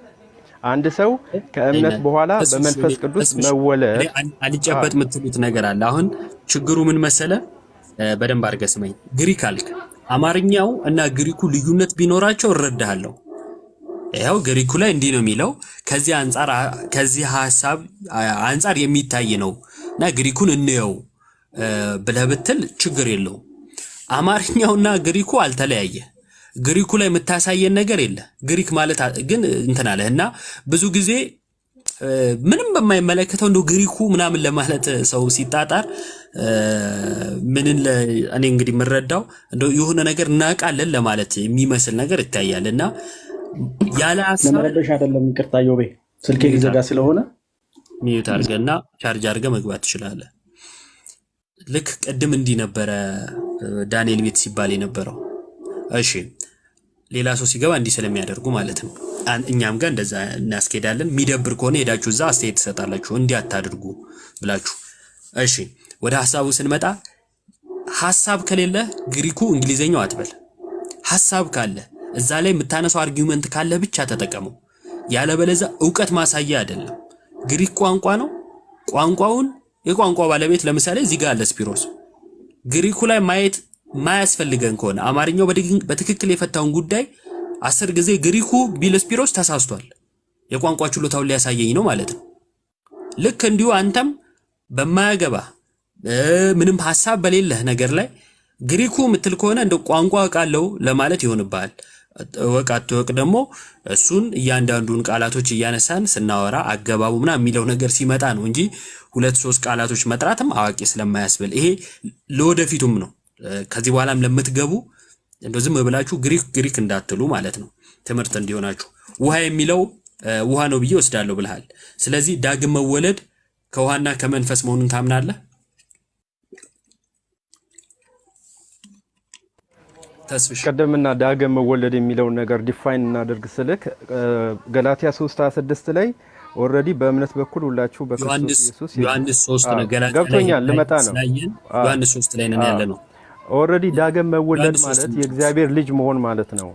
እኔ ዳግም መወለድ ተስፍሽ አልተጣላንም እሱ ላይ እኮ ካልተጣላን እንግዲህ አሁን መንፈስ ቅዱስ ዳግም ከተወለደን በኋላ ፍሬ እንድናፈራ የሚያደርገን የእግዚአብሔር ጸጋ ነው፣ አቅም ነው፣ ኃይል ነው ለኛ። በምንድነው የምትወለደው ብዬ ስለ ከመወለድ በኋላ ስላለው አትንገረኝ። መወለድ ራሱ ምንድነው የሚለውን አትንገረኝ። ምክንያቱም መወለድ ምንድነው ሲባል የእግዚአብሔር ልጅነትን ማግኘት ነው። አጥቶት የነበረው አዳም የእግዚአብሔር ልጅነትን አጥቶት የነበረውን ምናምን በለቅድም ስታብራራ ልክ ነህ ብዬ ያለ ነቀፌታ ትክክል የሆንከውን እኮ ልክ ነህ ብዬ ተማምነን እንሄድ ነው። እና አሁን ልክ የሆነ ጥያቄ ስጠይቅ መልሰ እሱን እኮ ብለህ የምትል ከሆነ ሽፍት ለማድረግ እየጣርክ ነው። እኔ ደግሞ በእንደዚህ አይነት ነገር ልቀይረው አልችልም። ስለዚህ ዳግም መወለድ በውሃና ከውሃና ከመንፈስ መሆኑን ታምናለህ ወይስ አታምነው? ኦኬ እዚህ ጋር አሁን ግልጽ በሆነ አጭር ቃል ላስቀምጥልህ። ዳግም መወለድ ለኔ እንደሚገባኝ የእግዚአብሔር ልጅ መሆን ነው። የእግዚአብሔር ልጅ የሚሆነው አስቀድሞ በእምነት ነው። በእምነት ከሆንክ በኋላ በጥምቀት ደግሞ በመንፈስ ቅዱስ በመጠመቅ እንደገና የእግዚአብሔርን መንፈስ ወደ ውስጥ ታስገባለህ። የእግዚአብሔር መንፈስ ወደ ልብህ ይገባል። ከዛም በኋላ ጀስት ሚዩት አረኩ። ምክንያቱም ከቅድም ጀምሮ በጣም ጊዜ የሰጠው እያወራን ነበር። ግን ምን ታደርገዋለህ? ህሊና ያውቀዋል። እዚህ ያላችሁ ሰዎች ሁላችሁም እያያችሁ ነው። ቃሉ ላይ አትታመንም። ለቃሉ ሳትታመን እንዴት ነው እኔ ለምል አሁን እኔና አንተ ተከራክረን ተወያይተን እንዴት ነው ሐሳብ ሼር ምን እንደራረገው? ቃሉ የሚለው ዳግም መወለድ ከውሃና ከመንፈስ ነው ይላል ብዬ ስለ ገላትያ ላይ ትሄድና ከዛን ጥምቀት እኮ ምስክርነት ነው ብለ ደግሞ ትላለ። ቅድም ማስረጃ ጠይቄ ነበር አላቀረብክም። አሁን እኔ እንድትፈታ የምፈልገው ገላትያ ላይ ሄደ እዛ ጊዜ እንድትፈጅ አይደለም፣ አይተነው ስለመጣን ማለት ነው።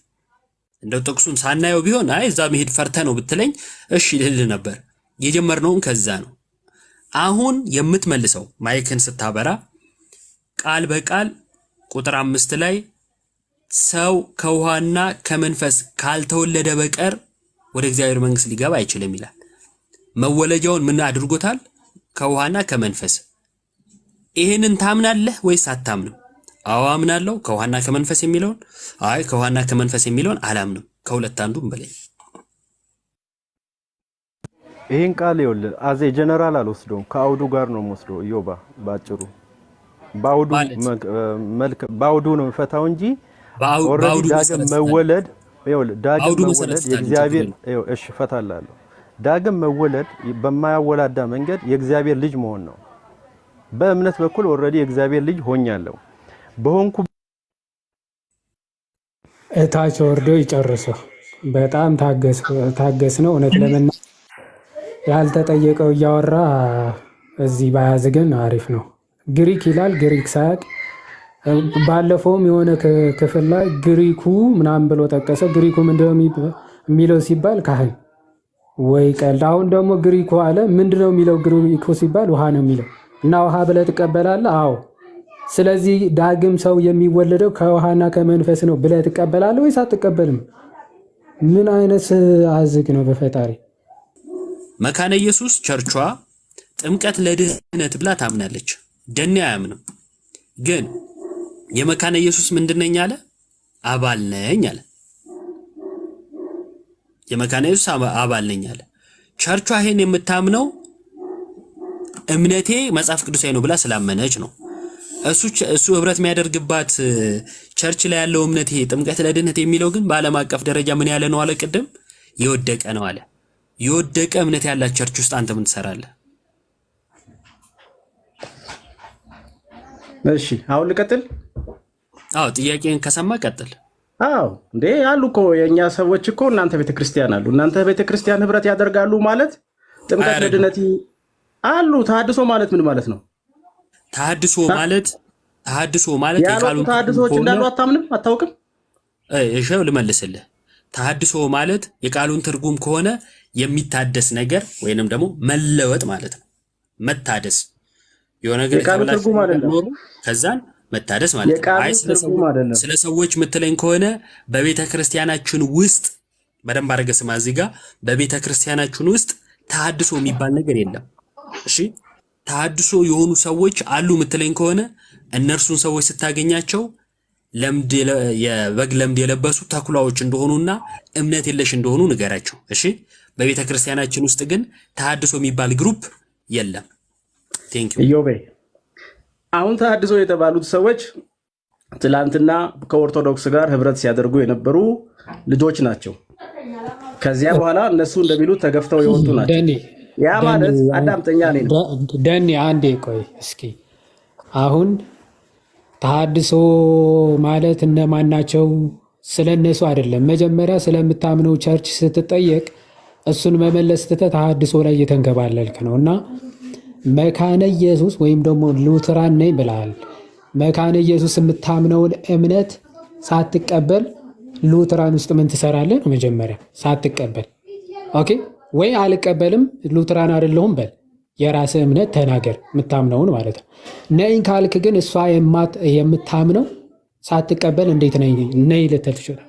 ኦኬ እሷ የምታምነው ሰው ራሱ ካልተጠመቀ አይድንም ብላ ነው የምታምነው።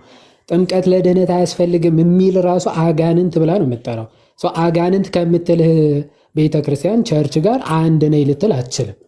ስለዚህ መካነ ኢየሱስ የምታምነውን ነገር ታምናለህ ወይስ አታምንም ነው ባጭሩ። ታምናለህ ወይስ አታምንም? ደኔ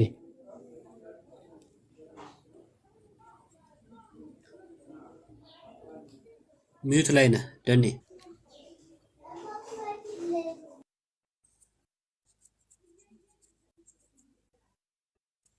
ደኔ እሺ ደኔ እስኪመጣ እንዴት ናችሁ? ሳምናችሁ ወይ? እንዴት ናችሁ? ህዩባ ዮሐድ ባሮክ እንዴት ናችሁ? ኦኬ ሚዩት ሆኖ ነው። እሺ ልቀጥል። ማን ሚዩት እንደሚያደርገኝ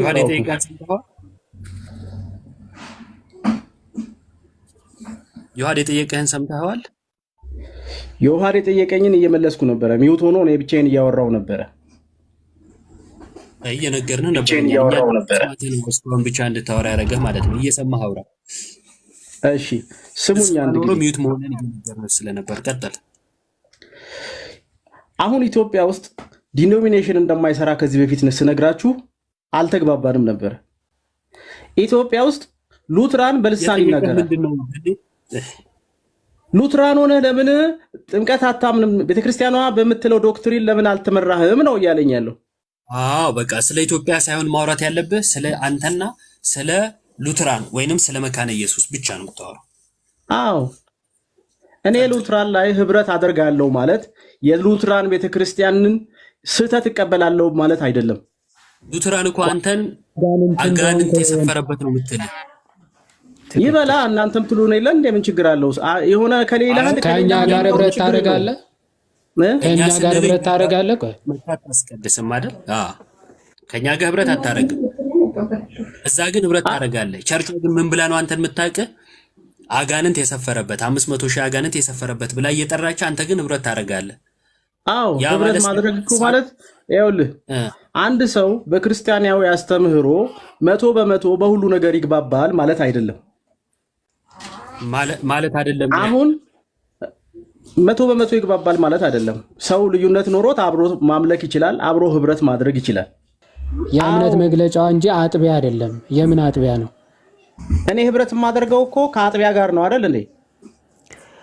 ስለ አጥቢያ አይደለም እያወራን ያለ ነው። ጥምቀት የማያምን ሉትራን ወይም መካነ ኢየሱስ ቤተ ቸርቿ እምነቷ ጥምቀት ለድህነት አያስፈልግም፣ የህፃናት ጥምቀት አያስፈልግም የሚል እሱ 100 ሺህ አጋንንት የሰፈረበት ሰይጣን ነው ብላ ነው የምታምነው። ስለዚህ አንተ ሰይጣን ነህ። በመካነ ምለውን እኮ አልሰማኝም። መካነ ኢየሱስ ወይም ሉትራን ትላለች አትልም? መጀመሪያ ቆይ አንተ የምትለው ትላለች አትልም? ልክ ነው። አዎ ይሄ ትላለች የሚሰራው ግን ቴዎሎጂ ትላለች ወይስ አትልም? የት ይሰራል አይደለም ጥያቄው። መጀመሪያ ትላለች አትልም? ስማ ቴዎሎጂ ትምህርት ቤት ነው የሚሰራው እኮ እሱን ብዬ እኮ ነው። ለቴዎሎጂ ተማሪዎች ነው እንደዛ የምትለው? ቴዎሎጂ ለተማሩት አጋንንት፣ ላልተማሩ ግን ምንድነው የምትላቸው? እሺ ላልተማሩ ቴዎሎጂ ወይ ቀልድ። እኔ እኮ እዮቤ አንዴ ወንድሞች እንትን ትንሽ ስልኬ እየጨረሰ ስለሆነ እኔ ልጠይቅ፣ እሱ እስኪመጣ ከመጣ አለቅለታለሁና ምንድነው መሰለ እዮቤ ጥያቄ ምን መሰላችሁ? ቅድም ተስፋዬ የሚባለው የፕሮቴስታንቱ ሰው በእምነት በኩል የእግዚአብሔር ልጆች ሆናችኋል ይላል። ስለዚህ እምነት ብቻ ነው እያለ ሲያወራ ነበርና እሱን ነበር ለመጠየቅ ያሰብኩት። ጥያቄ ምን መሰላችሁ? የሱ ልጅ የ2 ዓመት የ3 ዓመት የ4 ዓመት ልጁ የእግዚአብሔር ልጅ ነው አይደለም ነው እኔ ጥያቄ። አሁን የተስፋዬ ልጅ የአንድም የ2ም የ3ም ዓመት ልጅ የእግዚአብሔር ልጅ ነው አይደለም? ምክንያቱም ልጄ የእግዚአብሔር ልጅ አይደለም ብሎ ካለ እንግዲህ ከባድ ነው። ግን ልጁን የእግዚአብሔር ልጅ ነው ብሎ የሚል እስከ 4 እስከ 5 ዓመት የእግዚአብሔር ልጅ ነው። ልጆቻችን የእግዚአብሔር ልጆች ናቸው። ምክንያቱም እኔን የባረከ እኔን ልጁ ያደረገ እግዚአብሔር የአብራኬን ክፋይ ይባረካል ልጁ ያደርጋልና ማለት ነውና ጠይቁልኝ። እኔ አሁን እንድጠይቁልኝ የምፈልግ እንደዚህ በእምነት በኩል ነው የእግዚአብሔር ልጅ የሚኮነው። ልክ ነው፣ በእምነት በኩል ነው። ግን በእምነት ብቻ በሚል ሴንስ ነው እነሱ የሚሉትና በእምነት ብቻ ከሆነ የጳውሎስ መልእክት ገላትያ 3:26 ላይ ተጠቀሰው በእምነት ብቻ በሚል ኮንሰፕት ከተረዳ ነው የኛ የአብራካችን ክፋይ የሆኑ እስከ የሚያምኑበት ድረስ ያሉ ልጆቻችን የእግዚአብሔር ልጆች አይደሉም ወይ?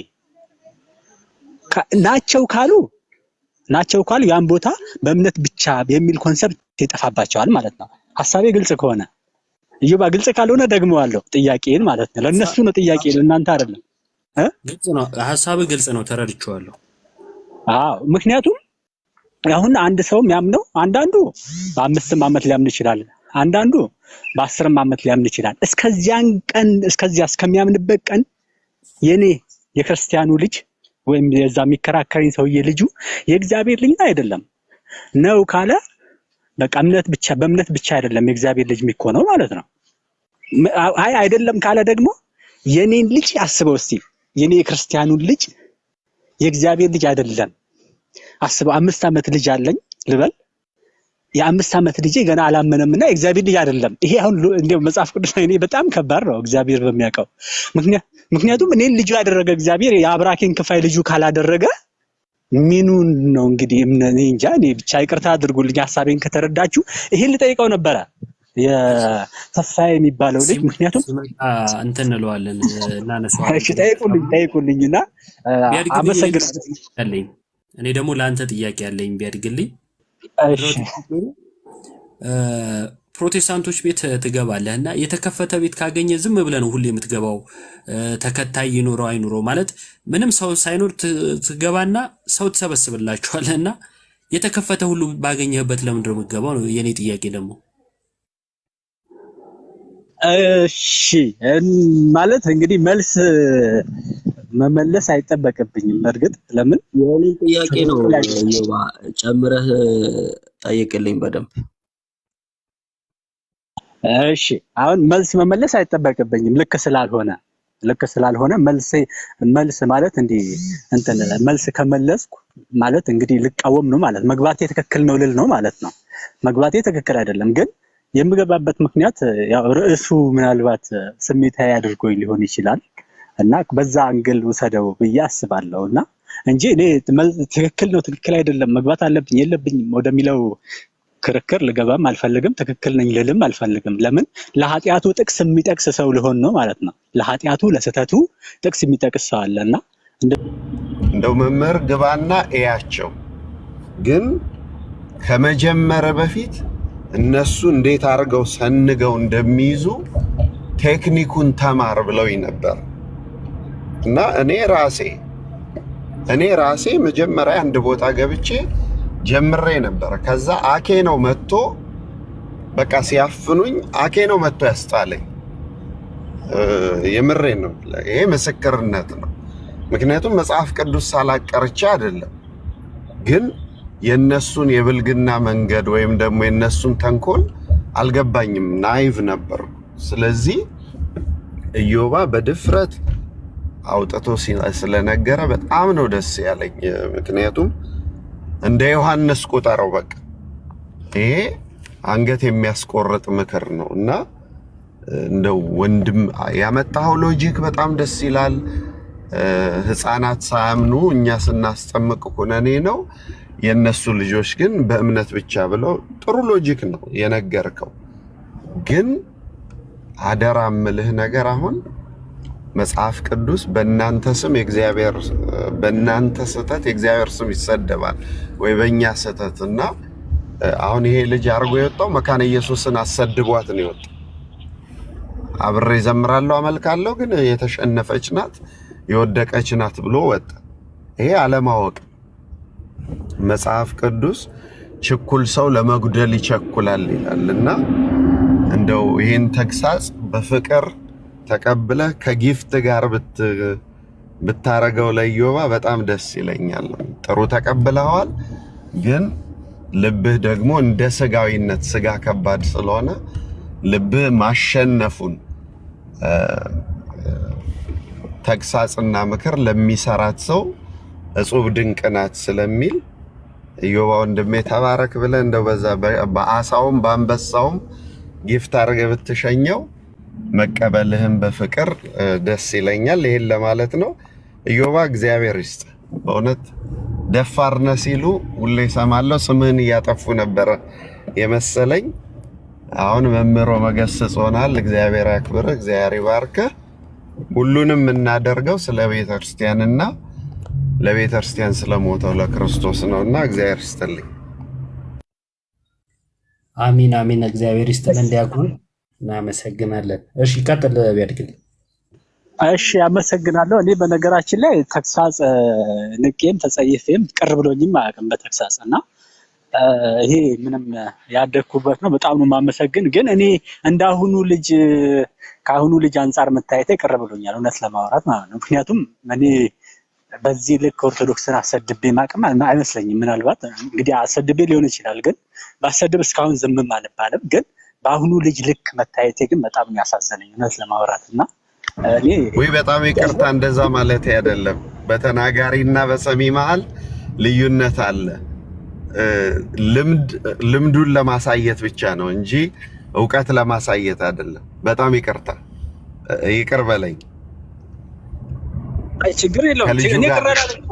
እኔ ቅር አላለኝም በነገራችን ላይ እኔ ቅር አላለኝም። እኔ አሁን ሁሉ እንኳን ኦርቶዶክሱን ይቅርና ኦርቶዶክስ ወንድሜን ይቅርና ፕሮቴስታንትን ራሱ እንድወድና መውደድ እንዳለብኝ ግዴታ እንዳለብኝ የተጋጨ ሀሳብ እያወራ ነው። እኔ አሁን ራሱ ያስቆጥ ቅድም ቀርብኛል ብለህ አሁን ደግሞ አላለኝም እያልክ ነውና ግን ያው አንተ ማለት ይወከሩት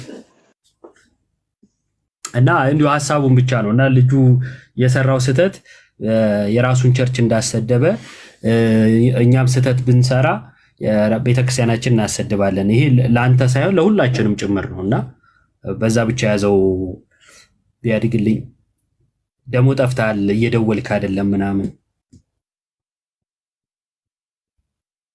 እሺ አመሰግናለሁ። በቃ ከዛ አንግል ብቻ አይቼዋለሁ። በጣም ነው የምወዳችሁ። ተባረኩልኝ። እግዚአብሔር ከእናንተ ጋር ይሁን፣ አይለያችሁ፣ አይምሯችሁን ይባርክላችሁ። ደህና ሁኑልኝ። ቻው። እሺ እናመሰግናለን። ለምሳሌ ነው እኔ አሁን እየጠየቅኩ ያለው መልስ አለኝ ሳይሆን እቺ ነገር ላይ እንድታብራራ ብዙ ጊዜ ለራሴ ጥያቄ ስለሆነብኝ። እሺ እንመልሳለን። ስማኝ ግን አንዴ ለምሳሌ አንተ አምነህ ድነሃል አይደል? በአንተ እምነት ለምሳሌ አንተ ልጅ ብትወልድ ያንተ ልጅ የሚድነው መቼ ነው? አሁን እኮ እኔ የጠየቅኩን እየጠየቀኝ ነው አይደለም። በህይወት ስላለ ሰው ነው። አንተ ስለሞተ ነው የጠየቅከው። የሁለቱም ጥያቄ ስለሞት ሰው ነው። እኔ ግን አሁን ያንተ ልጅ ምንድነው የሚሆነው ብዬ ነው የጠየቅኩ። እኔ እሱ ነገር ስላልገባኝ እኮ ነው እየጠየቅኩ ያለው። እንድትንትን ያልገባህ እኮ ወንድም አለም ያልገባህ እኮ ስለኛ ትምህርት ነው እንጂ ስላንተ አይደለም። እኔ የጠየቅኩ ደግሞ ስላንተ ነው። አልገባኝም ያልከው አንድ ልጅ በ40 እና በ80 ታጠምቃላችሁ። ከ40 እና ከ80 ቀድሞ ቢሞት ምን ይሆናል? አንድ ሰው ኤቲስት የሆነ ወይም እምነት የሌለው ሰው ቢመጣ እና ስለ እምነት ነግረው አምኖ ቢሄድ እና መንገድ ላይ ድንገት አደጋ ገጥሞት ቢሞት ምን ይሆናል ብለህ የጠየቀው እኔን ነው። ስለኔ እምነት ነው። እኔ የጠየቅኩት ደግሞ ስላንተ ነው። ስለዚህ አልገባኝም በሚለው ያንተን እምነት ከሆነ አልገባኝም እያልክ ያለው ሳይገባ እምነት ውስጥ ምን ትሰራለህ ነው የምልህ። አይ የኔን እምነት ከሆነ አንተ የምጠይቅህ የኔንማ አልገባህም። ለምን የኔን እምነት አንተን ጠይቃለህ? ያንተን እምነት ነው የጠየቅኩት። ያንተን እምነት ነው የጠየቅኩት። ስለዚህ በአንተ እምነት ያንተ ልጅ ምንድነው የሚባለው?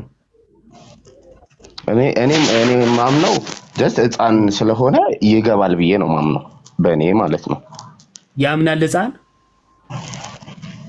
ማለት ህፃን ስለሆነ አያምንም፣ ግን ህፃን ስለሆነ ምክንያቱም ጌታ ያላመነ መጽሐፍ ቅዱስ ምንድነው የሚለው? ያላመነ ይፈረድበታል። ስለዚህ ህፃን ልጅ ማያምን ከሆነ ተፈርዶበታል ማለት ነው። እድሜው ሲደርስ አልሚያምነው እኮ እስኪያምን ድረስ ግን ፍርድ ውስጥ ነው። እኔ እያልኩት ያለው ጌታ ኢየሱስ ህፃን ልጆች ጋር እንደዚህ አይነት ውስጥ አንድ ሰው የሚያምነው ሲደርስ ነው። ካልደረሰ ላይ ያምን አይችልም። ዮሐንስ ወንጌል ምዕራፍ 3 ቁጥር 18 እና የማርቆስ ወንጌል ምዕራፍ 16 ቁጥር 16 ሁለቱም ዮሐንስ 3:18 ያላመነ አሁን ተፈርዶበታል ይላል። ማርቆስ 16 ደግሞ ያመነ ተመክቷል፣ ያላመነ ግን ይፈረድበታል ይላል። ስለዚህ ያንተ ልጅ ለምሳሌ ሳያምን እንግዲህ ህፃን ልጅ አያምንም ስላልክ ቢሞት ፍርድ ውስጥ ነው ማለት ነው። ምክንያቱም ያላመነ ይፈረድበታል ስለሚል። እኔ እንደዛ አላልኩኝም። ታዲያ እንዴት እያልከኝ ነው? ህፃን ልጆች ምንም ስለማያውቁ አሁን ለምሳሌ የሆነ ጊዜ ኢየሱስ ክርስቶስ ሰብስቦ እንደ አንተኖቹን ሐዋርያቶቹን ደቀ መዛሙርቶቹን ሰብስቧቸው እንደነዚህ ህፃን ልጆች ካልሆናችሁ መንግስተ ሰማያት አትገቡም ይላቸዋል። በዛ መረዳት ነው የምረዳው። ምንም ስለማያውቁ ይገባሉ ነው ማምነው። ስለዚህ መጽሐፍ ቅዱስ ላይ ያላመነ ይፈረድበታል ቢልም ህፃናት አንተ አሁን አያምኑም ያልከው ነው ስህተቱ። ግን እሺ ቢልም እና ደግሞ ህፃናት ቢሞቱ መንግስተ ሰማያት ይገባሉ እያልከኝ ነው ብዬ ነው ማምነው። ኦኬ እሺ በጣም ጥሩ። ይሄንን ተመልሶልኛል፣ አመሰግናለሁ። አንድ ደግሞ የማያምን ሰው ቢመጣ እና ልክ አምናለሁ ጌታን ብሎ ግን ደግሞ ድንገት ቢሞት አምናለሁ ብሎ ድንገት ግን ለምሳሌ ንስሐ ሳይገባ ሳይጠመቅ የጌታ እራትንም ሳይበላ ከክርስቲያኖችም ጋር ህብረት ሳያደርግ አምናለሁ ባለ ቅጽበት ቢሞት ምንድነው የምትለው? እኔ እኮ እሱን ነው የጠየቅኩህ እኮ። በአንተ እምነትማ የኔን እምነትማ ጠይቀኝ። የኔን እምነትማ እኔ ነኝ። በአንተ እምነት እኮ ነው የጠየቅኩህ። እሱን ለምን ትለኛለህ? ይኸውልህ አሁን እኔ የጠየቅኩህን እኮ ምንም እኔን እየጠየከኝ ነው እንደ አዲስ። እኔ በአንተ እምነት ነው እየጠየቅኩ ያለሁት፣ በእኔ እምነት አይደለም። ልዩነቱ እሱ ነው። እሺ አንተ መልስልኛ፣ የኔ መረዳት ደግሞ እነግርሃለሁ። ምን ችግር አለው? በእኔ እምነት ላይ ነው ያንተ እምነት የሚመሰረተው። ወንድም አለም እንደው ይቅርታ አድርግልኝና አሁን እኮ እንደዛ ከሆነ አንተ አትመልስልኝማ። እኔ የጠየቅኩህን እኮ እኔ መልስልሃለሁ። የኔን ከመለስኩልህ እግዚአብሔር መልስልህ። እኔ እንደዚህ ያደረኩት ለምን መሰለ እንደዚህ ያደረኩት የኔን አረዳድ ልንገርህ፣ ችግር የለውም። እሺ አሁን ለምሳሌ እኔ የሆነ ሰው መጣ እኔ ጋር ስለ ጌታ ነገርኩት። ከዛ በቃ ይሄን ጌታ መቀበል ፈልጋለሁ አለኝ አይደለ? ከዛ ወይ ጸሎት አድርጌለት ሊሆን ይችላል፣ በቃ ንስሐም ሊገባ ይችላል። ገባ አይደለ? አምኛለሁ ብሎ ይላል። ከዛ ሄደ። የመጠመቅ ፕሮሰስ ይፈልግ የለ? ለመጠመቅ አንድ ሰው በአንዴም ይሁን ነገር አይደለም።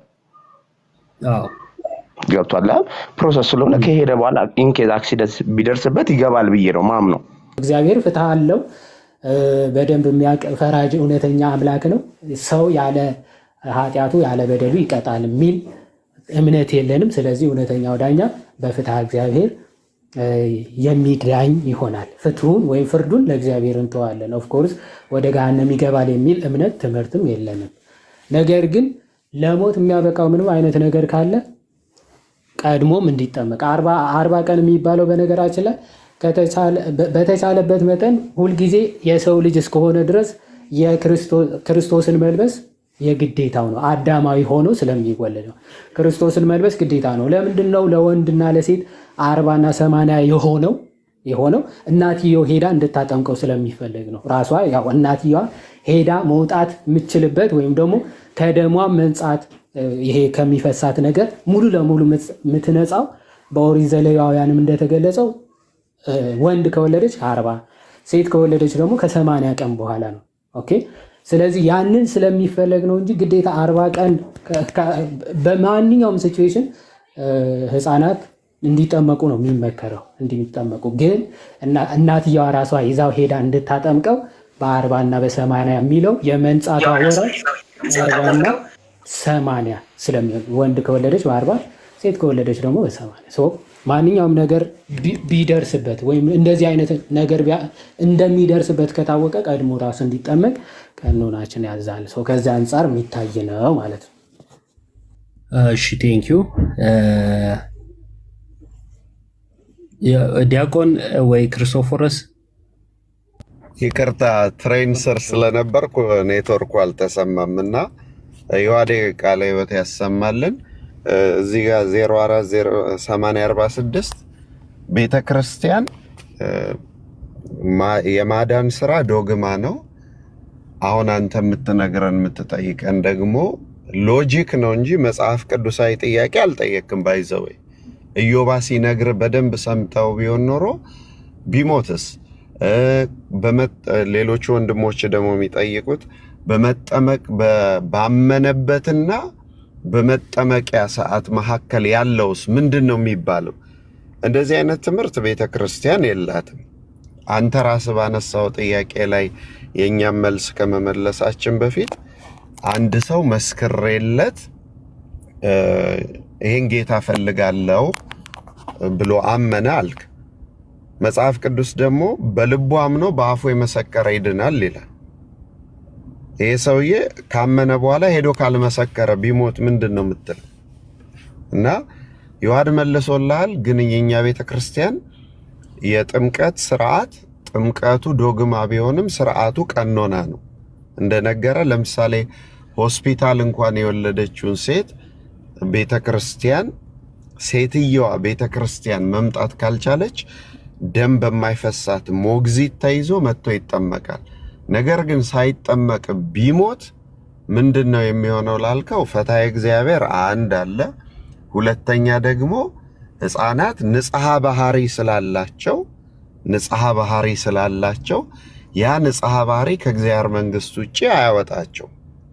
ንጽሐ ባህሪ ያላቸው ንጽህና አላቸውና ከዛ በተረፈ ቤተ ክርስቲያን ለምሳሌ ቢነስረን ደም ቢፈስ ቤተ ክርስቲያን መግባት የሚከለክሉ ነገሮች አሉ። የተሰበሰበውን ህዝብ በጸሎት ላይ ያለውን ህዝብ እንዳይረብሽ የሚሸት ቁስል እነዚህ ነገሮች ያሉት ሰው ቤተክርስቲያን አይገባም እንኳን ያን ያህል ብዙ ደም የሚፈሰው ሰው እና እግዚአብሔር የሟቹን ሞት ስለማይፈቅድ ቤተክርስቲያን ያላትን ቀኖና በሰዎቹ አቅም ልክ ሰርታ ነው የምታድነው በሰዎቹ አቅም ልክ ለምሳሌ አንድ ሰው ደጋው ደሙ እንኳን ሳይቀበል እንዳይሞት ቢታመም የተኛበት አልጋ ላይ ሄዳ ታቆርባለች ስለዚህ ቤተክርስቲያን ለልጆቿ መዳን እማትቀይረው ቀኖና የለም እንጂ አንተ እንዳልከው ሎጂካዊ ጥያቄ መጽሐፍ ቅዱሳዊ ቢሆን በተመለሰል ለሎጂኩ ጥያቄ ግን ቢትዊን ወይንም ደግሞ እስከሚባል ነገር ድረስ የለም ለማጥመቅም ጊዜ አይፈጅም አንተ እንዳልከው ዝም ብሎ ፕሮሰስ አይደለም አንድ ሰው ተምሮ ካመነ ወዲያው ታጠምቃለች እና ህፃናት ንጽሐ ባህሪ ያላቸው ከዛ በተረፈ ደግሞ ዮሐዴ እንዳለው ፈታ እግዚአብሔር አለ ማለት ነው ቃልት ያሰማልን ዲያቆን እግዚአብሔር ይስጥልን ግልጽ ይመስለኛል ተመልሶልሃል ብዬ አስባለሁ ወንድማችን መልሱ አልተመለሰልኝም ምክንያቱም እናንተ በመጠመቅ ነው የሚዳነው መልሱ አልተመለሰልኝም ነው ያልከው ያ የመጀመሪያ የጠየቁ ችግር የለውም ይሄ ሰው ወደ ምንድነው መልሱ ማለት ነው መልሱ ካልተመለሰ አይደለም አሁን የኦርቶዶክስ ቤተክርስቲያን የምታምነው አንድ ሰው አምኖ መጠመቅ ያልተጠመቀ አይደለም ነው አይደለ የኔ ጥያቄ ግን መልሱ ምንድነው መልሱ አልተመለሰም ስትል መልሱን ታውቀዋለህ ማለት ነው ቀደም እኮ ከአንተ አረዳድ ካንተ ቤተክርስቲያን አንተ እንዴት ነው ብለህ ጠይቀኸኛል አይደለ ስትጠይቀኝ ምን አልኩ ህፃናቶች ጌታ ኢየሱስ ክርስቶስ ደቀ መዛሙርት ጋር አምጥተው እንደነዚህ ህፃን ካልሆናችሁ አትገቡም ይላቸዋል መንግስተ ሰማያት አትገቡም ይላቸዋል ስለዚህ ህፃን ስለሆኑ እግዚአብሔር ህፃናትን እንትን አይልም አልኩክ እሺ እኛ ስህተት ነው ስህተት አይደለም ግን ይኸውልህ ስህተት ነው እያልኩ አይደለም ግን እናንተ መጠመቅ እንደ ግዴታ ስለምታዩት ብዬ ነው አዎ ግዴታ ነው